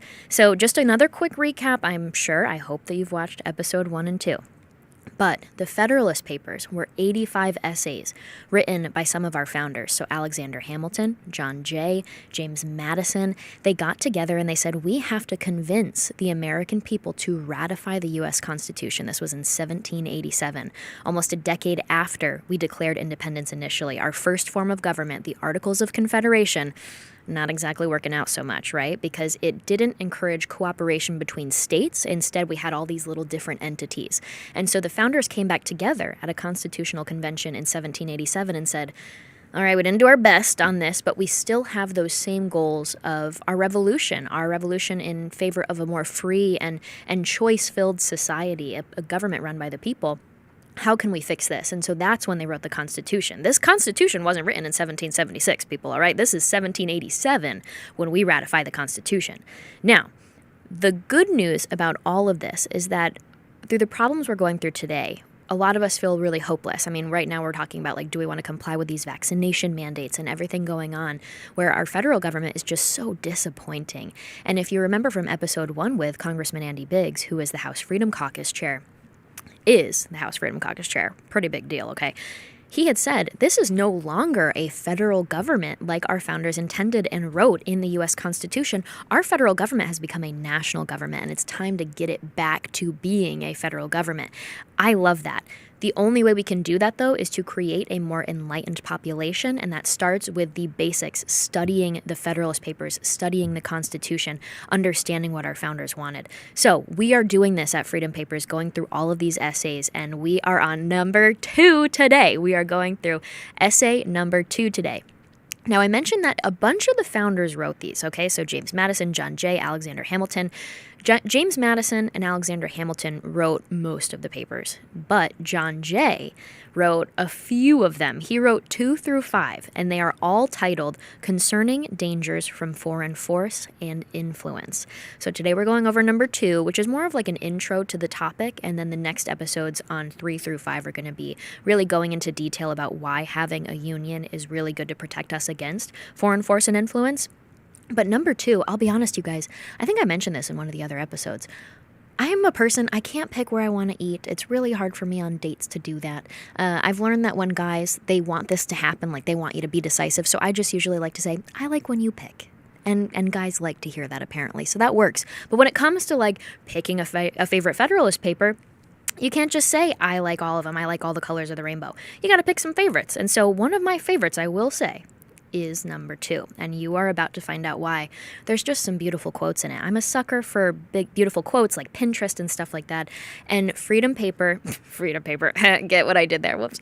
Federalist paper number 2 by Jon Jay is just really beautiful.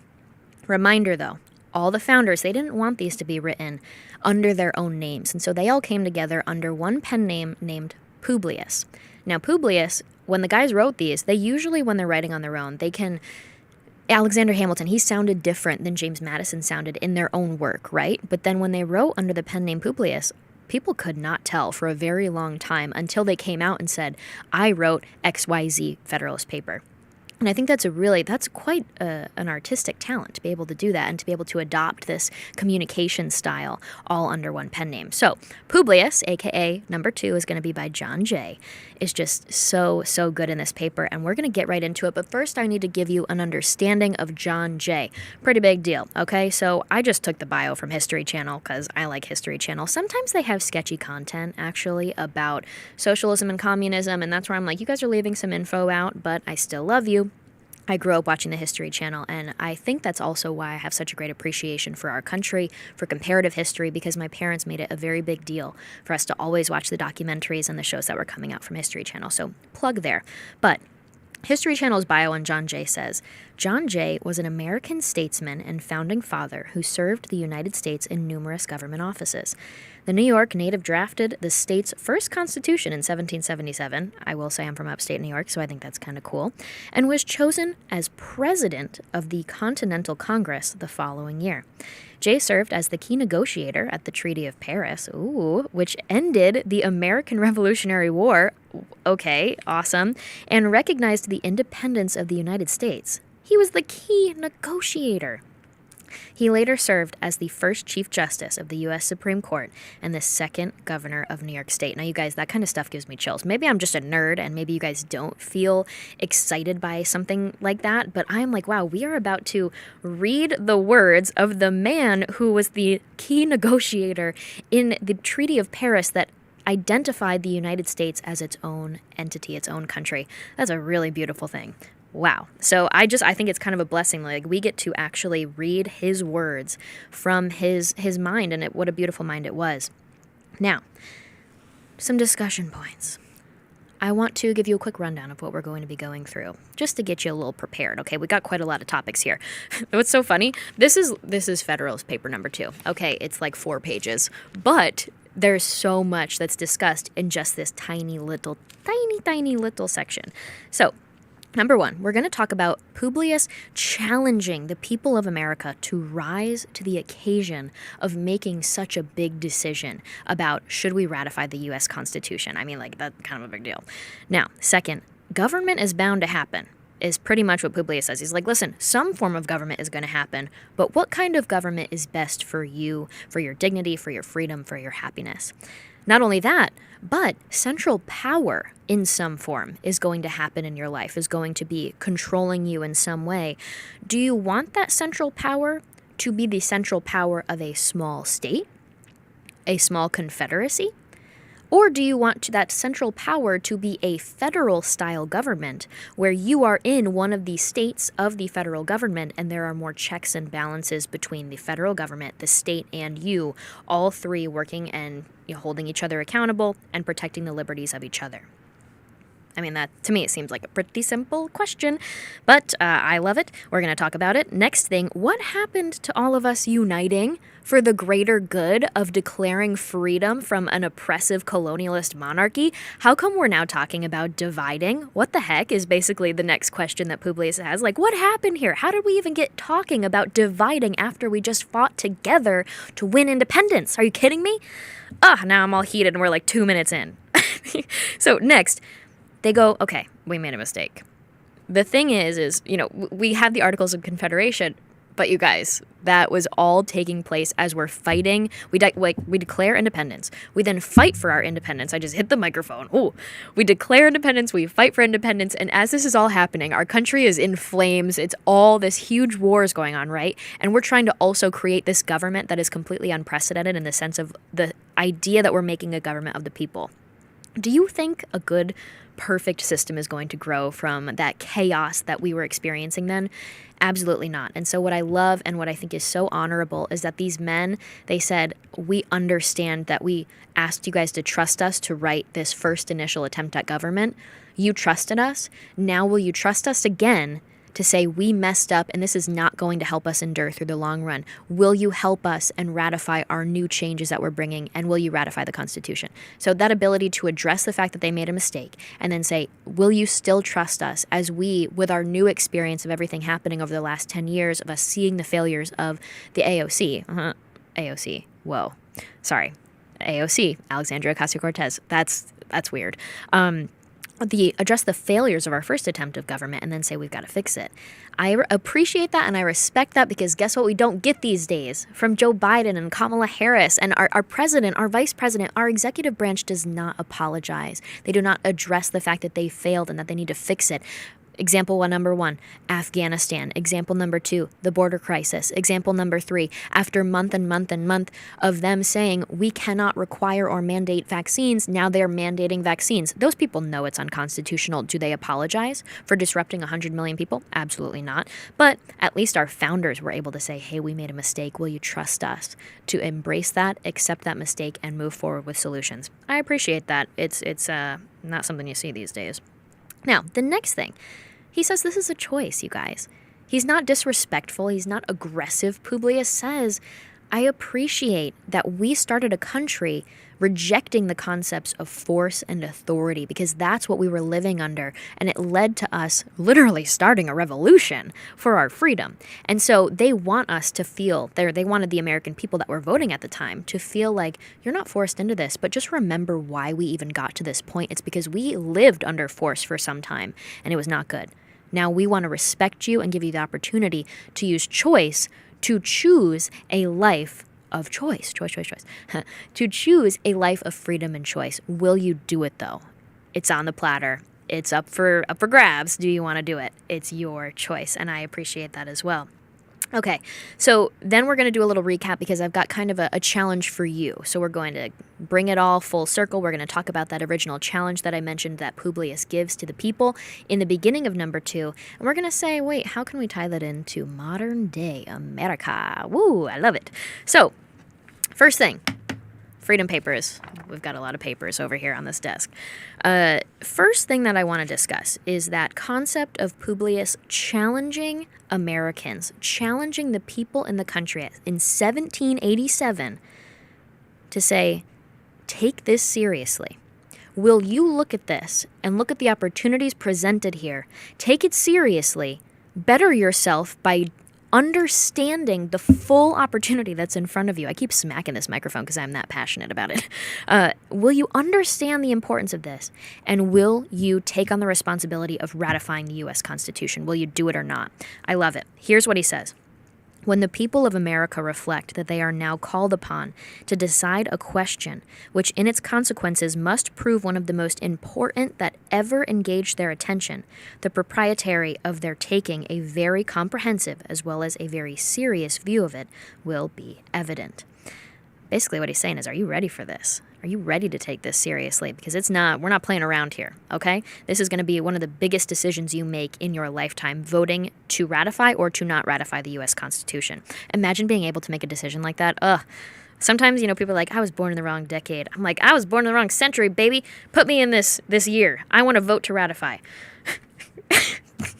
God, I'm a freaking nerd. Okay. So this is what it also reminded me of at the end of the Union section. Just to remind you guys, the 85 essays are split up into 2 sections. There's the Union section, and then there's the section after that about the merits of the Constitution.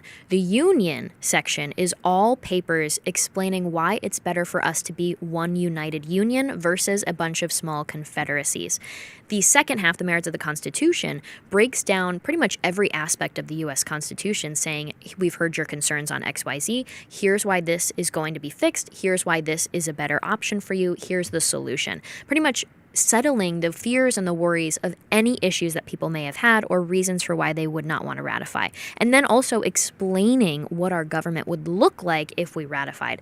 It's beautiful. We'll get to that a lot later on, though, as the season of Freedom Papers goes in deeper. But this paper number 2 is in the Union section. And at the end of the Union section in total, I think it's at the end of paper number 36, maybe? I'm bad with numbers, okay? I'm not a Charlie Kirk. End of the Union section says, "Happy will it be for ourselves and most honorable for human nature if we have wisdom and virtue enough to set so glorious an example for mankind." I mean, come on. So glorious an example for mankind. And do you want to know why they were saying this kind of profound talk like this? Do you want to know why paper number 2 says, this is very serious, you better take this seriously? Because put yourself in 1700s, people. The world is not exactly a pretty place, right? It's monarchies, dynasties, regimes, these terrible situations of oppression, of serfdom, of slavery, of servitude. And you had these very rich people at the top and the massive, massive amounts of people that were not educated, not able to read, were working for food, were barely able to survive, and survived only because they were reliant on these oppressive people. And our founders looked at all of the failures and the successes of history and they said, we could do something. We could look at this. We could look at Greece. We could look at Athens. We could look at Rome. We could look at everything that led to the failures of these potentially great and long-lasting civilizations that didn't last and say, okay, how did they fail? What can we do to ensure that America might be able to try it again? A government of fine for the people. And the secret sauce is actually balance of power, checks on power, but we'll get into that later. And so when you hear the founders telling us that this is going to be us setting an example for mankind, it truly is, because nothing had ever been seen before in that concept. And I will say, in addition to this, when you think of the other writers that were coming out at this time, the more leftist people nowadays, so like when you're in college, you won't hear a lot about Federalist Papers, but you will hear all about Rousseau. You will hear all about these guys that are now used, and especially Karl Marx, who came many decades later. You'll hear about these guys that had similar concepts as our founders, but believed that it could be all centralized by the government in the name of the people, and everybody would be happy and equal. And so at the time, that might have seemed like a good idea, but we were able to see what plays out when our founders' concepts, Western civilization, classical liberalism, all of those ideas are enacted, which happened in America, versus what happened in the countries that chose to go the more leftist route of, in the name of the people, ownership of all property and seizing the means of production and everything. That doesn't exactly work out very well. And so history tells a very strong tale of what ended up working out. But at the time, both avenues seemed revolutionary, because until then, it was all oppression and monarchy. And the idea of giving power to the people was truly unprecedented and fascinating.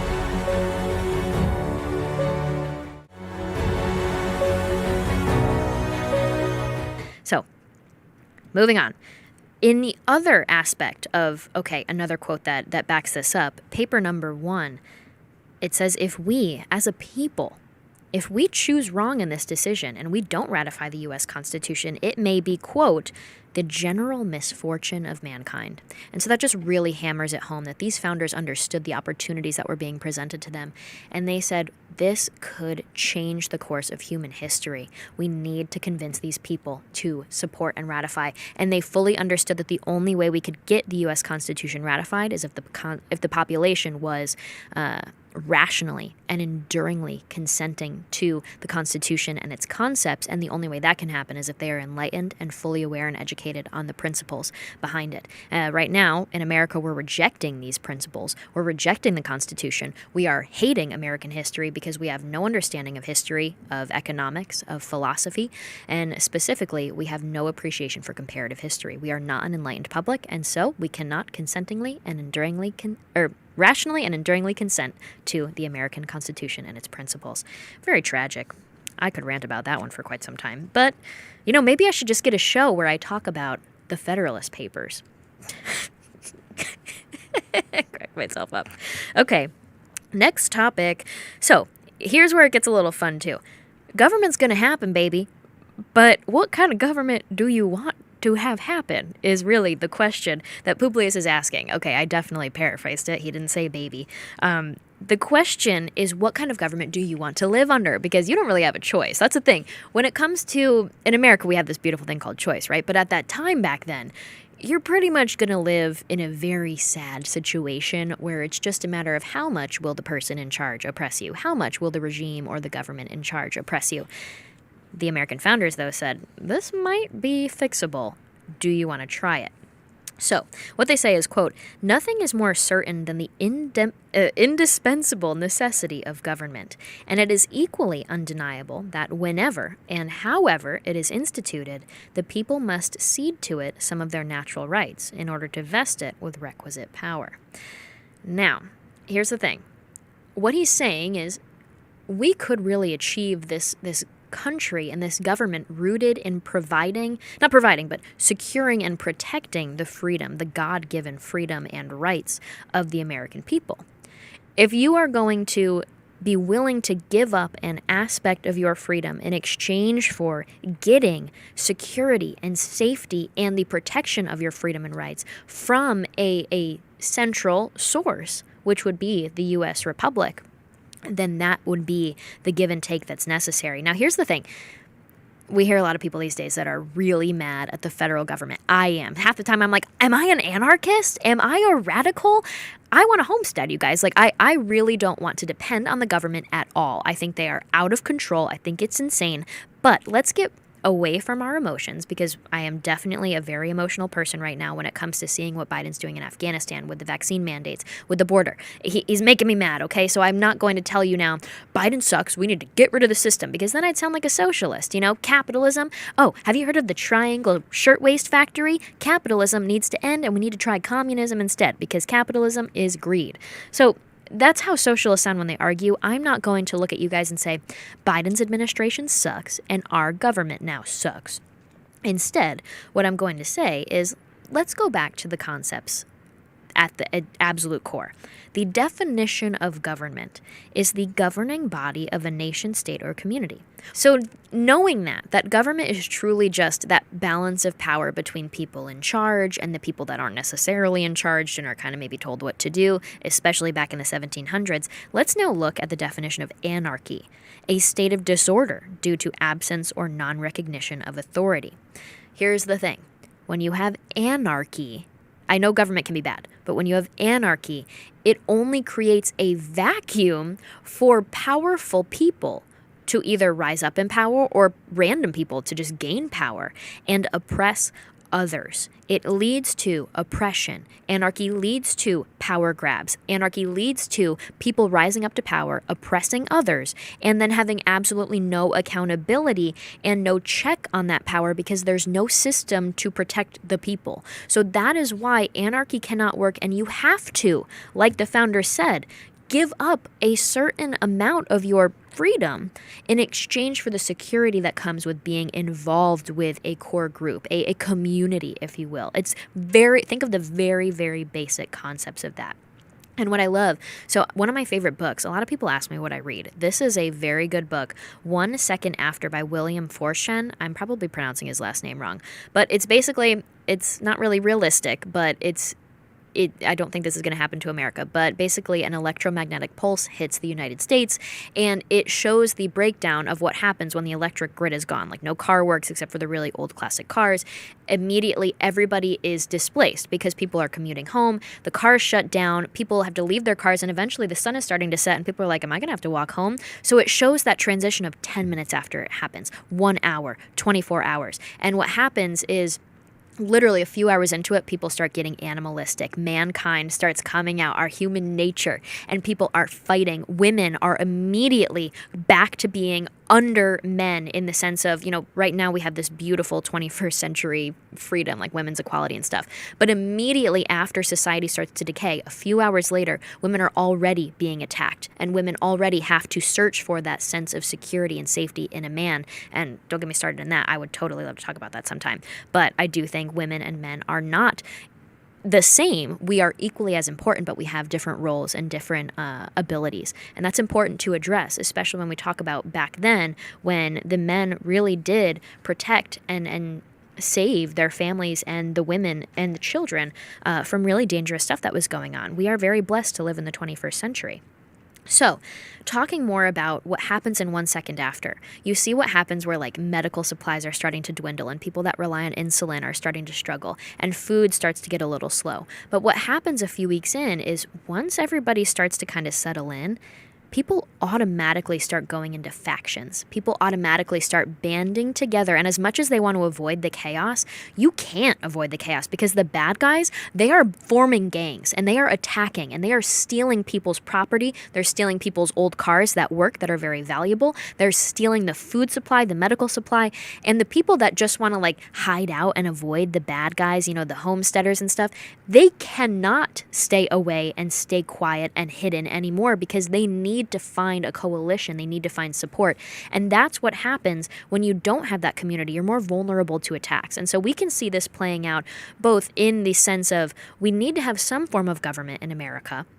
And not only that, but we are weaker as little states to be attacked, and we are weaker as little states to not be as strong economically and security-wise when we are dealing on our own turf. And so I think that's just very, very basic concept of we are stronger together. And in the wise words of Hillary Clinton, I hated saying that, but we're stronger together and we need to have community. And so this whole concept of community is carried out and played out in number 2 by Jon Jay. It's important for us to be willing to sacrifice a little bit of our freedom in order to be a part of that community. And we wanted to build the community of America.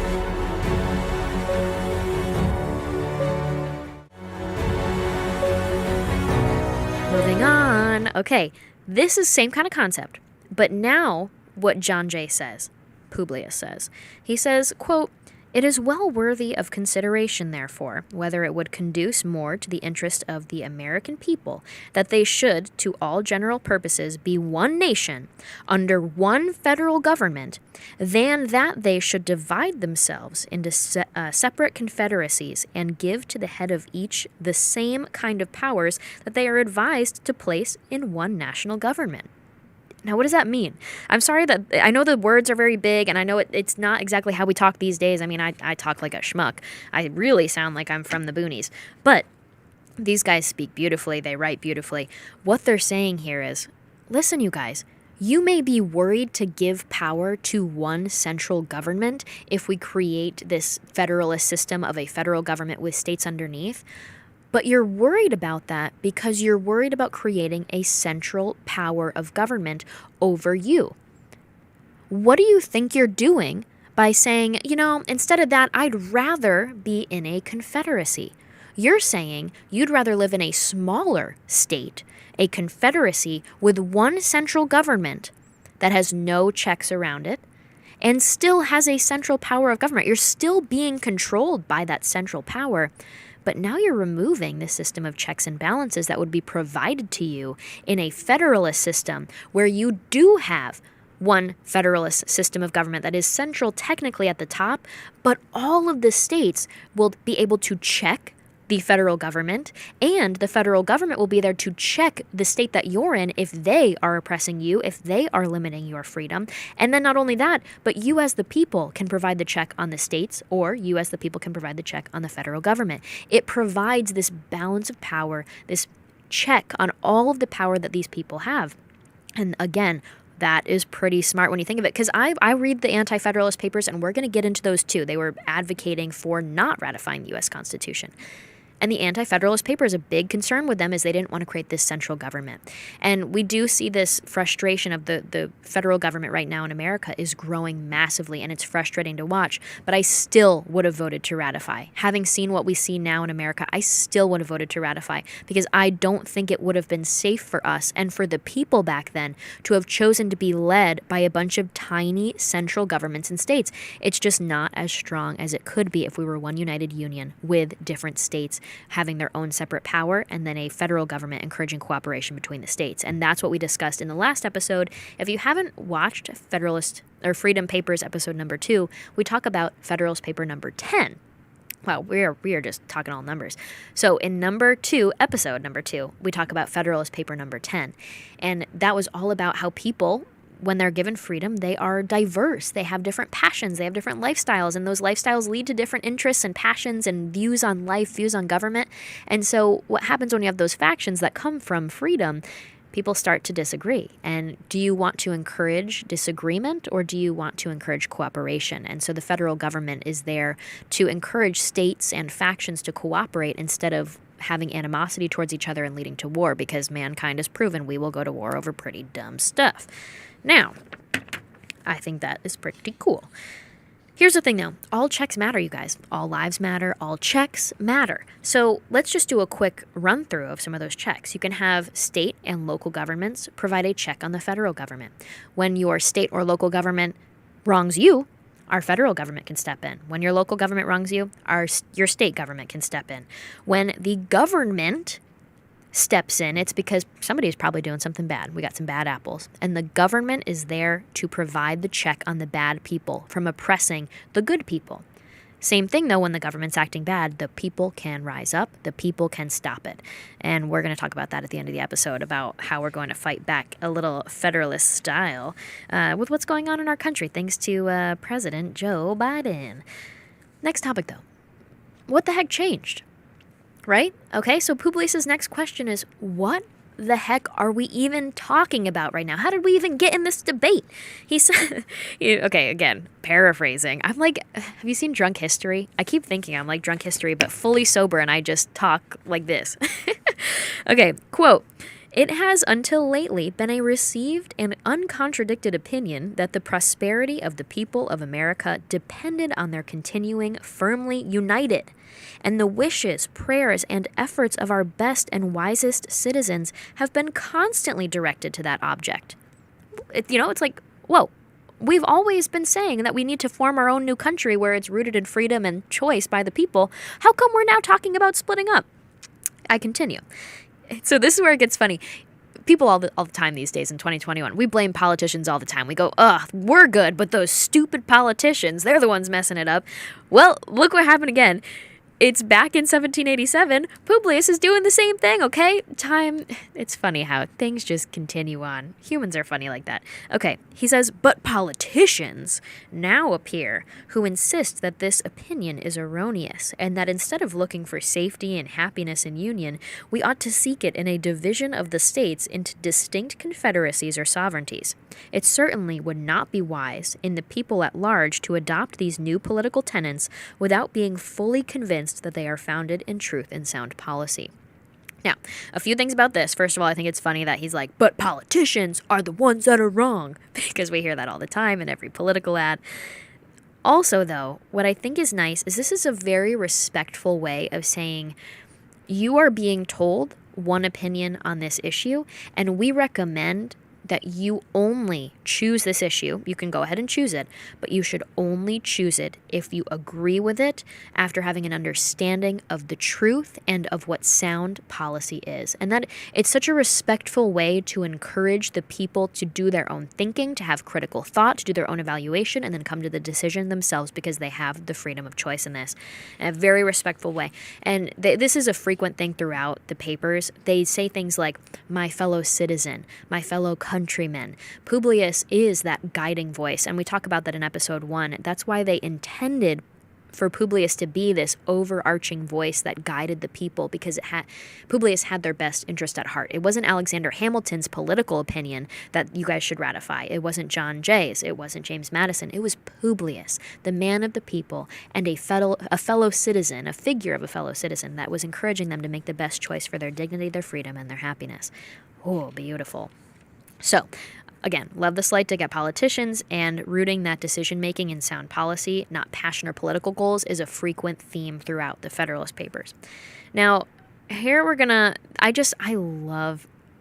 gonna do a little side note, because I love this paper, Federalist number 2, because it's just beautiful, okay? It pulls at the heartstrings. The leftists are really good at heartstring pulling. conservative, not so much. We're working on it. I think there's a lot of stories we could tell, and we're definitely making a lot of progress in this field. But there is just a really beautiful example that I wanted to read to you guys from number 2. And it says, "It has often given me pleasure to observe that independent America was not composed of detached and distant territories, but that one connected, fertile, wide-spreading country was the portion of our Western Sons of Liberty." Oh, so cool. I'm getting chills. "Providence has in a particular manner blessed it with a variety of soils and productions and watered it with innumerable streams for the delight and accommodation of its inhabitants. A succession of navigable waters forms a kind of chain around its borders as if to bind it together, while the most noble rivers in the world, running at convenient distances, present them with highways for the easy communication of friendly aids and the mutual transportation and exchange of their various commodities. With equal pleasure, I have as often taken notice that Providence has been pleased to give this one connected country to one united people." Oh my gosh, it makes me all like teary-eyed. So we're going to read that one again. "With equal pleasure, I have as often taken notice that Providence has been pleased to give this one connected country to one united people. A people from the same ancestors, speaking the same language, professing the same religion, attached to the same principles of government, very similar in their manners and customs, and who, by their joint counsels, arms, and efforts, fighting side by side throughout a long and bloody war, have nobly established their general liberty and independence.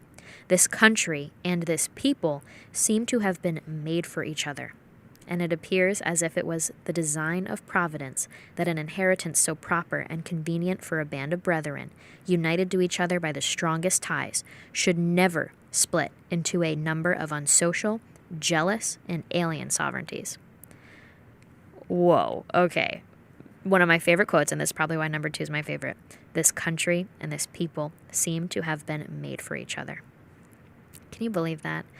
It's just really beautiful. I have a few things here. So first of all, I noticed in the beginning, back then, I mean, we were from pretty much the same area, like the founders of America were from that one country. And so this concept that, yes, we were the same ancestors, speaking the same language, professing the same religion, that all has changed, though, because America's concepts of freedom, of Western civilization, of society, we became this melting pot that everybody in the world wanted to join. And so it's really beautiful to see that back then they were saying like, hey guys, we're all from the same place.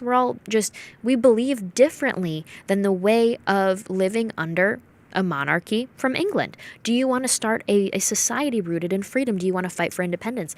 I never really thought about it like that, but it's so true. And then the lifestyle, the society, the civilization that they created opened the country up to the world to say we are now a melting pot and everybody's welcome here. And that is unprecedented worldwide. We are the saviors of anybody seeking freedom. And the left can tell as many lies as they want, but at the end of the day, America is a place where people seek refuge, where people can live out the American dream. The American dream is still very much alive. And we specifically see that with people escaping communism and socialism. And I'm even helping an interpreter out of Afghanistan right now, and it really makes you understand that any complaint we have in America is just pathetic. Helping people escape a country to get here, it puts a lot into perspective, and I never have any complaints anymore, I'll tell you that. That being said, other concept. Whoa, America is pretty freaking lucky. Have you guys ever thought of that? This is something, it totally changed my perspective because I never saw it like this. America is a country of so many resources, of so many opportunities. Our land is fertile. We have all of these beautiful bodies of water. We are truly blessed to have been a people that were determined to create a free country on, what are the chances? This beautiful country that would allow us to start the capitalist dream and build from it. Those two things lining up there, wow, that is Providence. That is Providence. And I never saw it like that before, never thought to even think about it like that. But thank you, Jon Jay, thank you, Publius, for putting that into my perspective. And again, that makes a very emotional case for why we should remain together. Imagine you are reading a newspaper like back then they were like, okay, we're going to release these each in newspapers, which they did every few days, so that every time a citizen, which it was the normal thing back then, would pick up a newspaper, they would read the next Federalist essay and then be able to say, I like or I didn't like, and I plan on voting XYZ. So think of like olden day campaign styles. Imagine reading that in the newspaper. I would be my jaw would be on the floor. I'd be like, whoa, okay, I'll do it. Maybe I'm just too impressionable. Maybe I shouldn't be so convinced by just some fluffy words. Maybe I'm exposing myself here, but I thought that was beautiful.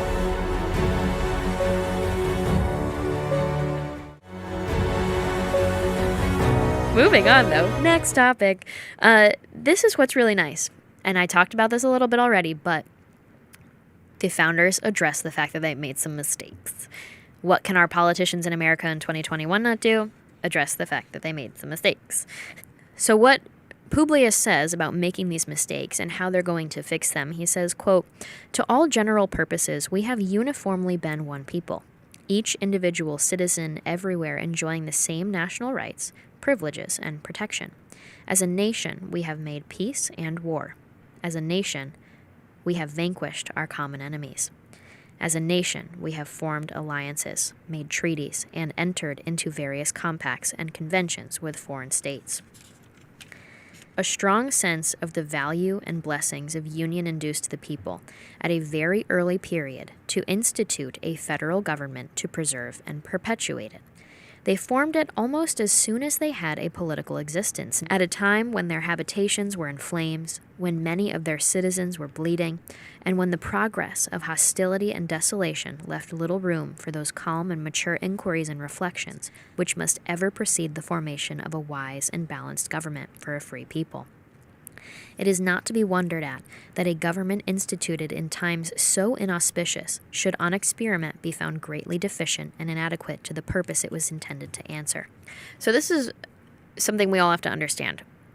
When the founders were writing the first attempt at an American government, what Publius is saying is, listen, our homes were on fire. We were experiencing revolutionary war. Our country was burning. All of this chaos, even though we had these great goals of a government that would create a free people and protect a free people, we didn't exactly do our best job, because who is going to be of sound mind in a moment like that? And that's really special. They're admitting, like, we messed up. And so what he's saying now is, but we've had time, and that's what we want to talk about now. Next he says, "This intelligent people perceived and regretted these defects.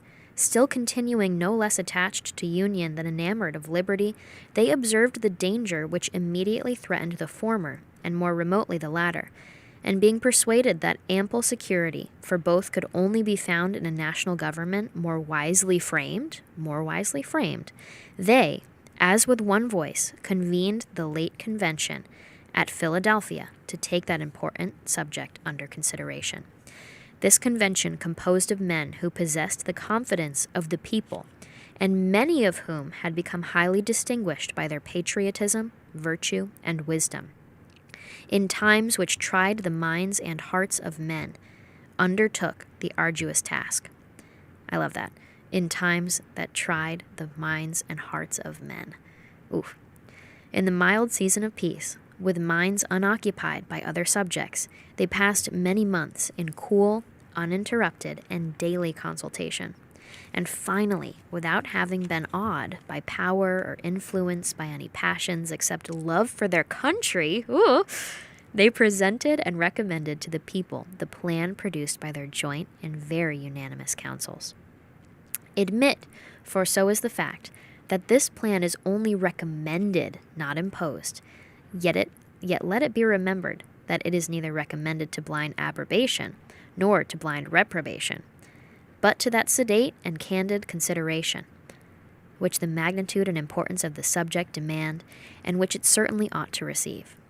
Now, that's a lot to unpack right there. So first of all, what he says is, you trusted these guys. You put a lot of faith into these guys to make this decision to start the first American government. and they understand that they messed up. They saw where the flaws were. They saw that we needed a stronger federal government that was leading and encouraging cooperations between the different areas of the country. And so they waited on it. They evaluated the problems.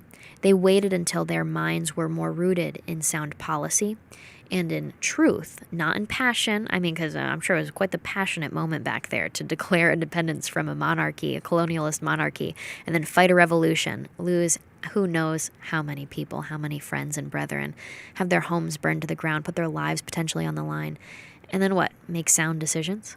I mean, if you look at the situations that our veterans go through in America, it's because they are trained to do some pretty insane stuff. And then when they come back and they are expected to just easily transition into everyday life, it doesn't work out very well. And so we have a lot of problems in that department, and I think our government has failed them in many ways. But it's similar to back then. These men were very passionate. These men were driven. They had this drive to fight a revolutionary war. Of course they're going to be angry and passionate and make brash decisions, but they at least had the trust and respect of the people to make those decisions. And they fully understood how serious it was to be trusted with that. And for them to humble themselves and say, we need to reconvene at this constitutional convention in 1787 and keep our same goal of a free government, but make adjustments, it's profound. It's profound. Now, moving into, and again, let's just redo this quote. Oh my gosh. In times which tried the minds and hearts of men. Oh my gosh. I'm going to get that tattooed on my body. Just kidding. I don't like tattoos. I'm going to get that printed on something that will go on my wall. That's a better option. So what I read at the end, though, let's go back to this. Admit, for so is the fact, that this plan is only recommended, not imposed. Ho, ho, ho! We got a little choice versus force coming in, all right? Choice versus force. How exciting is that? What a wonderful topic, right? Right now in America, we aren't exactly given much choice. It is pretty much only force. And by that, I mean executive mandates from President Joe Biden. So I think we all understand now this greater appreciation for choice versus force. And a lot of people will look at the numbers right now. I think the numbers as of like 2020 were that 70% of my generation, Gen Z and millennials, would vote for a socialist. 58% wanted socialism over capitalism. I think a majority of young people don't even know that communist China has killed more people than Nazi Germany. Some of the more basic stuff, the numbers are crazy. And they are all in favor of radical leftism, not just liberalism, but straight up rejecting classical liberalism, rejecting economic freedom in exchange for force under an authoritative state. And I always talk to people, there are so many factors leading into this. It's not just that our classrooms failed our kids. It's not just that our governments are indoctrinating our kids. It's not just that we have crazy Marxist professors. It's not just the family breakdown. It's not just participation trophies. It's everything. It's the culture of our country. It's the fact that as parents, as leaders, we abandoned so many of our institutions and we just said, well, that's how life is, so I don't want to do politics. I don't do politics. Well, politics does you, honey. Time to step it up. So that's why I hope everybody out there understands this is all happening in our country now because we took it easy. We assumed other people would do it. We assumed that the status quo would help America prevail until who knows when. And guess what? It's not going to prevail unless we actively protect it and preserve this way of life. So getting back to that concept of, okay, so many young people want crazy ideas now. Why is that? I think one of the factors is that we never had to live in a situation where we were forced to do anything. We've always had choice. We never even had the threat of potential force come our way because, I mean, I was born after the USSR fell. I don't even know what the Red Scare felt like. I just hear stories about it from my parents. I just hear about the Iron Curtain. I just hear about the Iron Curtain. And so now, in this era of COVID, I think the tide is changing, my baby. I think the tide is changing. And that's because finally, young Americans have had to experience what it feels like to be forced to do something by authority. And not in the way of like, oh, we're so used to getting our way and we're just snotty. But in the sense of like, oh no, government is telling you you can't make money. Government's telling you you can't go to school. Government's making you wear a cloth over your face for 8 hours a day. Really insane stuff that I think is making a lot of young people go, oh, wait, there's a possibility for me to not always live freely and live with choice in everything that I do. That's weird. So what I just appreciate so much about this is that basic concept of, hey guys, As Publius, I just wanted to remind you that I'm only recommending this. We, the founders, are only recommending this. And what he gets to, what's really, really special, is he says, we're going to get into this one. Let's see. Okay. What he says, it is not yet forgotten that well-grounded apprehensions of imminent danger induced the people of America to form the memorable Congress of 1774.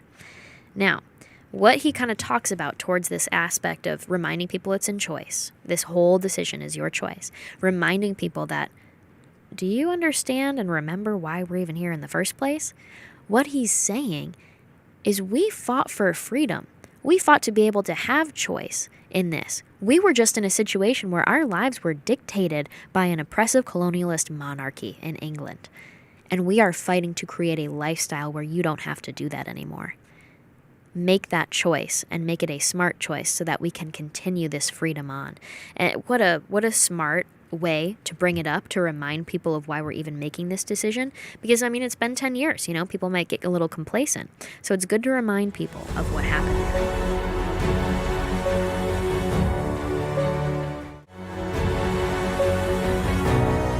Moving on, we've got 2 more topics.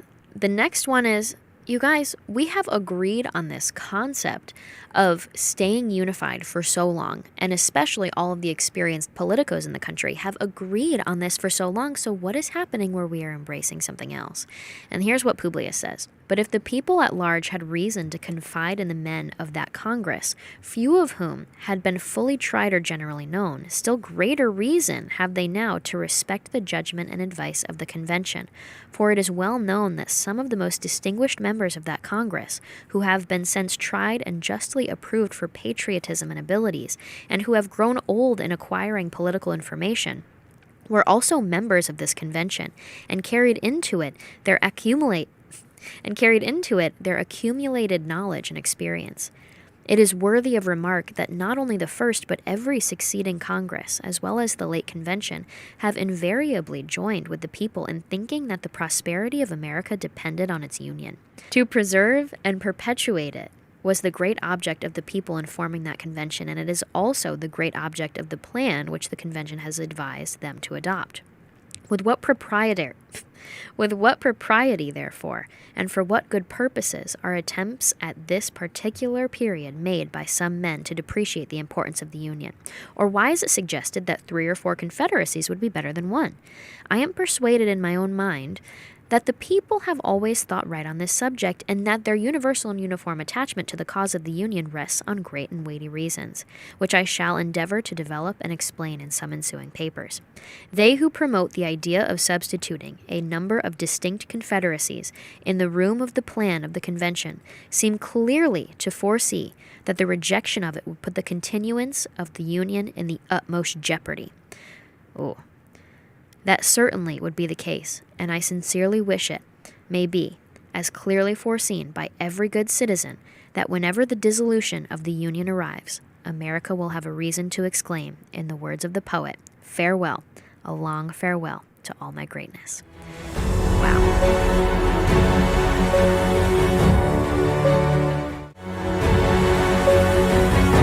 What he finishes off the paper with is, first of all, an address to the fact that, listen, we trusted these guys back then, we should continue to trust them now, not only because we did trust them back then, but because now they have 10 years under their belt of experiencing the successes and the failures of the current system of government. They've experienced the political world even more, and now they have even more experience to help us fix this problem. So let's trust them as we do this. And he finishes it off with just the nicest thing, saying, if the Union falls, then we all better be saying farewell, a long farewell to all my greatness. And again, it's just another beautiful, touching aspect to the concept that America is a beautiful idea that hadn't yet really been implemented yet, and the potential of it was just so great. Even the founders back then saw it. So again, very, very beautiful. Now, here's the thing. Let's do a little breakdown of how you guys can act now, because now I'm all fired up. We have a lot of power, okay? So our founders fully anticipated people like Joe Biden being our president. They fully anticipated the bureaucrats that were going to get a little too out of control. They anticipated a federal government that might become a little bit too powerful. They anticipated people like Dr. Fauci, tyrants. And what they did is they saw something like this happening in the future, and they said, how can we help the people fight back against this to make sure that the Republic of the United States of America endures? And what they said was, we will build them a system of balance of power and checks on power. If the federal government acts in that way, if a President Joe Biden and his administration rises up, if a Dr. Fauci comes to power, if we have these terrible situations, there needs to be an out. There needs to be a situation, an opportunity for the American people to get their power back and to fight back. So that's the thing.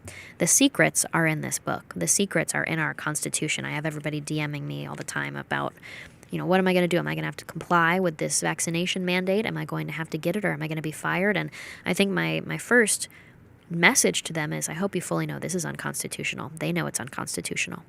And our founders, and in the Federalist Papers, they explained that we have power. They provided us power to fight back in these moments, and now it's time for us to learn that power because we've all forgotten it. We don't have an understanding of it. It's time for us to deeply comprehend our freedoms and the power that we have, and then it's time for us to flex that power and start moving forward in a way that provides real serious change and accountability for what we're experiencing right now. A lot of people will say, I don't know what to do. And I think the bigger question here is for us to ask ourselves, what do I value more, my dignity or the current job that I have? What do I value more? The dignity, my health, my freedom, my bodily autonomy, my choice in general, my freedom to just live the life that I want without being told what to do, or the job that I currently have? I'm serious. Ask yourself that question.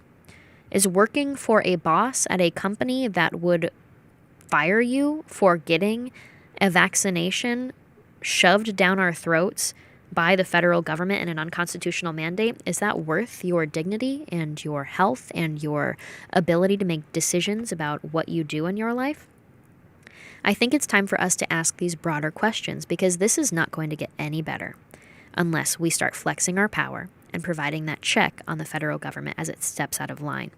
Now's the time to understand that as this gets worse, we're all going to have to ask ourselves, when do we draw the line? When do we start moving forward with this? And here's the thing, there's opportunities for employees and employers to work together, to coordinate, and then to coordinate at a local level, Chamber of Commerce kind of level. And then there's opportunity for them to speak with the local law enforcement to say, will you comply with these federal mandates? Will you hold us accountable? Or will you stand with us as we fight back constitutionally and use a good Federalist fight back plan?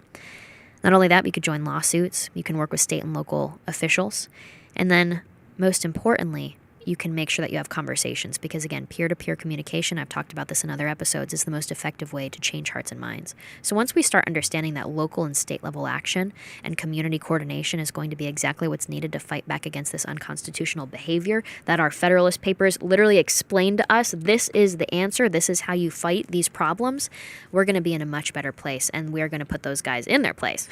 Get it? So, finish up though, you guys.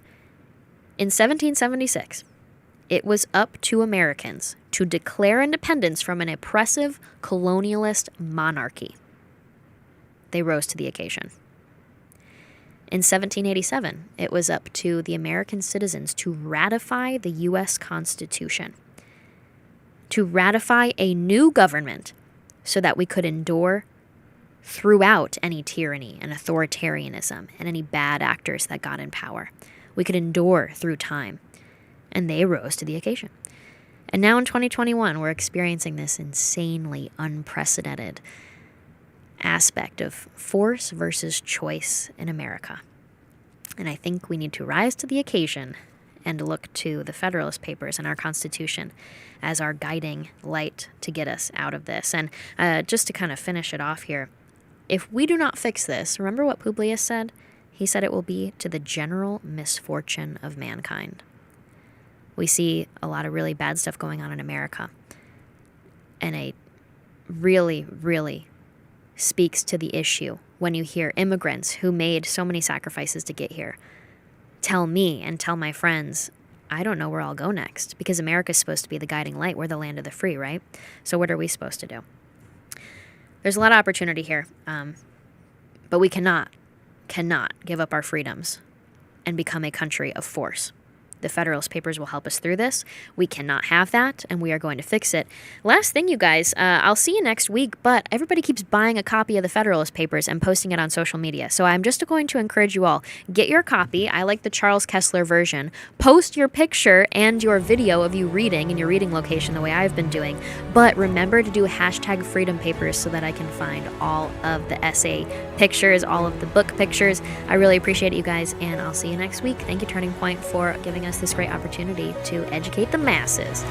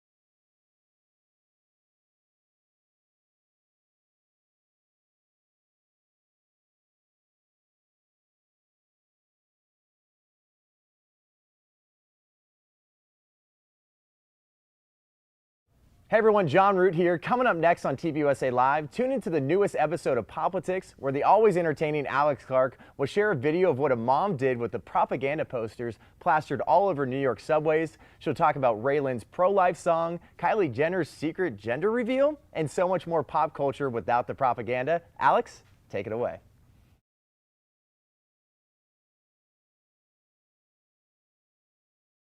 I'm feeling the effects of masculinity right now. I feel the testosterone. I want to go to war! I want a lightsaber! I'm a man! War! I feel very attacked by the pink Snuggie and how tiny she was when she jumped out. Body like a hamster, gang, rise!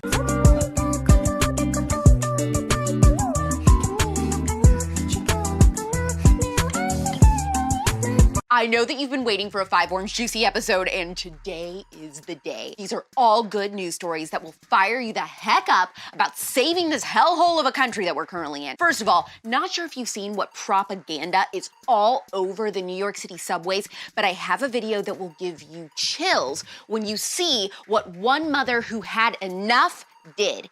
This country artist is a new pro-life song. What is the gender of Kylie Jenner's second baby? And the most hilarious, epic lineup has been casted for the new Mario movie. Sounds lame, but I promise you, it's epic. It's A-lister after A-lister. I'm Alex Clark, and this is POPlitics.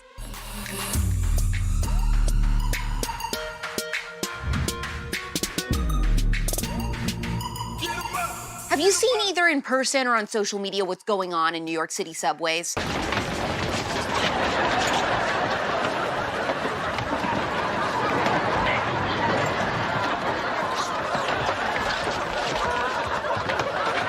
OkCupid has signs plastered all over the place saying things like, it's okay to choose Mr. Right based on how far he leans left, or it's okay to choose to date someone who's pro-choice, or it's okay to not date a man who won't vote for a woman. And then they have all these pansexual posters and stuff up with people sticking their tongues in each other's mouths. It's freaking sick and so disgusting when you think of how many kids ride the subway each day. And if you're livid, wait till you see this mom take things into her own hands. Enough is enough.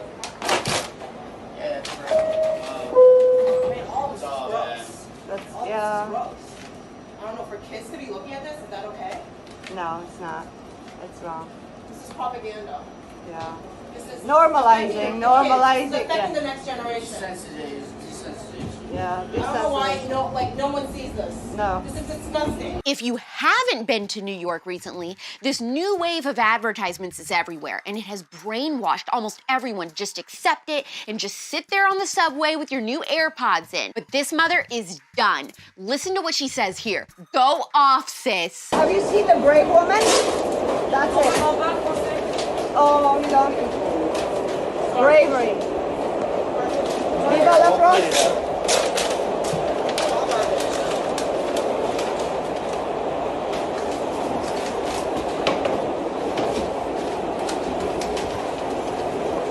Watch and learn.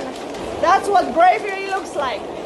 Saying no to propaganda. I don't know about you, but these videos made me so emotional. I was crying in my apartment last night just watching this woman. She isn't just sticking up for New Yorkers. She's fighting on behalf of all of us, all over the United States, who are sick and tired of this propaganda garbage that we are inundated with every single day. And what we watch on TV, on social media, in our favorite restaurants, on the side of the road, even on transportation. And I'm sick of it. I am so happy that that man started to help her tear that crap down. But look at all those other people on the subway just sitting there. Imagine if they would have all gotten up and helped her. Sometimes you will be all by yourself in these moments. But if you were on that train, what would you have done? Would you have sat back or helped? This woman is my hero. I love her so much. I wish I could give her a hug. I prayed last night, God, please give me bravery like this lady on the New York City subway. Help me to be able to stand up even if I stand alone. She is America's mother. May we all go into our week this week feeling like this woman. Oh, Hercules, Hercules, Hercules. You're familiar with country artist Raelynn, right? Well, her new album Baytown is out, and she wrote a pro-life song for it. If you did not cry in the last story, get ready, because you're about to. This song, She Chose Me, that I wrote, definitely hits home to me on another level, so I'm gonna let you hear a little bit of it because I'm very emotional these days. One hell of a choice to make.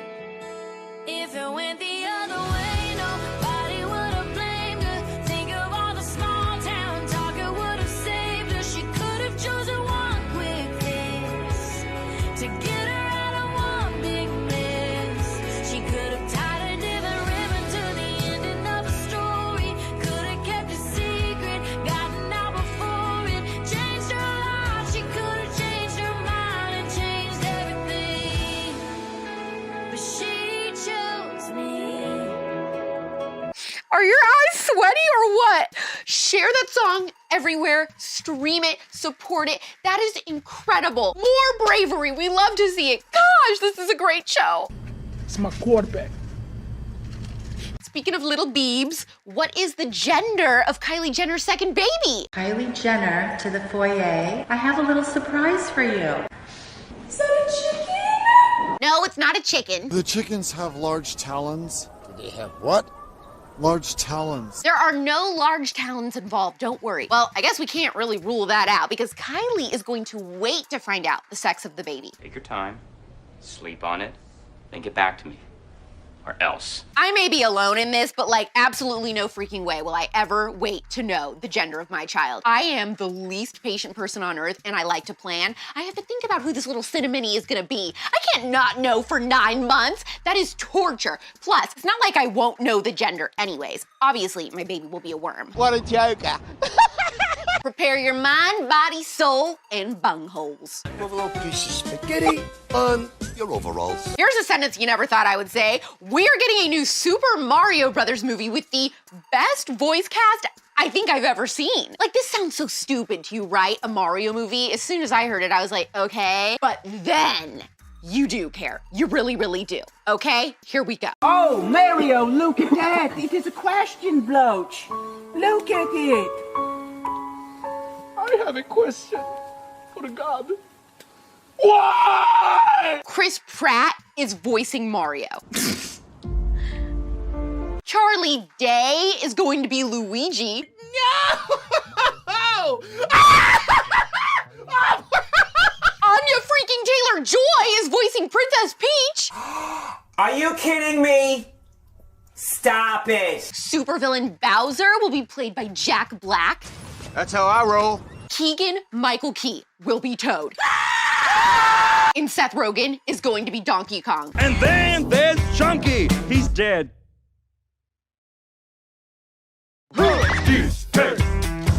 Chunky's dead. Is this not the most amazing cast in years for a movie? I couldn't give two craps about Mario, okay? But I will be the first person in theaters, God willing that those are still around, to see this. It comes out in December of 2022, so we got over a year for theaters to figure it out. But still, I just thought that this was the best story of all stories to start your week off with. Okay, time for a little Q&A, a little pop quiz, if you will. You can send me your questions, anything under the sun that you would like me to answer, personal, professional, what's another word? P word. Don't say it, don't say it, don't say it, don't say it, don't say it, don't say it, don't say it, don't say it, don't say it. Penis. Not that. All right, first question is from Callie from California. I'm going to Spain, and it's now mandatory to get the juice if you're a tourist. Do you think it's worth it, / is there any way around it? Okay, I cannot tell you what to do with your own body. I will tell you, I would not do it. I am preparing not to travel for a very long time.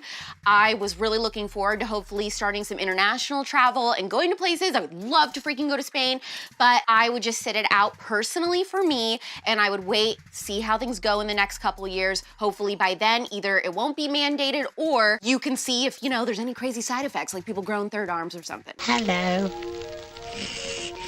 Jolene, Jolene, Jolene, Jolene. She's from Indiana just like me. She says, I feel like when you get married, you'll be pretty traditional. However, you're starting to build a reputation and get well known as Alex Clark. Well, thank you, Jolene. Keep the compliments coming. She says, when you get married, do you plan to take the man's last name and switch everything to your new last name, or will you keep your last name as Clark? Nobody has asked me this question, and I actually have thought about it personally, like in my head, I think that on social media and things like that, I will still be Alex Clark because I don't want people to not be able to find me. So I think that's important, that if you're looking for me or something on social media, that you know what to look for. So I'm probably stuck with Clark for the rest of my life. My biggest regret is that when I started my radio career, I didn't come up with a cool name like Alex Aardvark or something. Very cool. Very cool. So I'll probably be Alex Clark, but otherwise in my personal life, I will definitely take his last name, and then I will go by that. Whippity wine, that name is now mine. Susanna from Florida, if you could be a fly on the wall for one crime that happened in the past, which would it be? All my true crime conservatives know it's Johnny Gosh. Surprised you didn't know that. Have a great Monday to everyone, but especially Cameron. You don't have any fish fruits? A little announcement. We are going to make 2 separate channels on Apple Podcasts and Spotify for the spillover and then the audio version of POPlitics.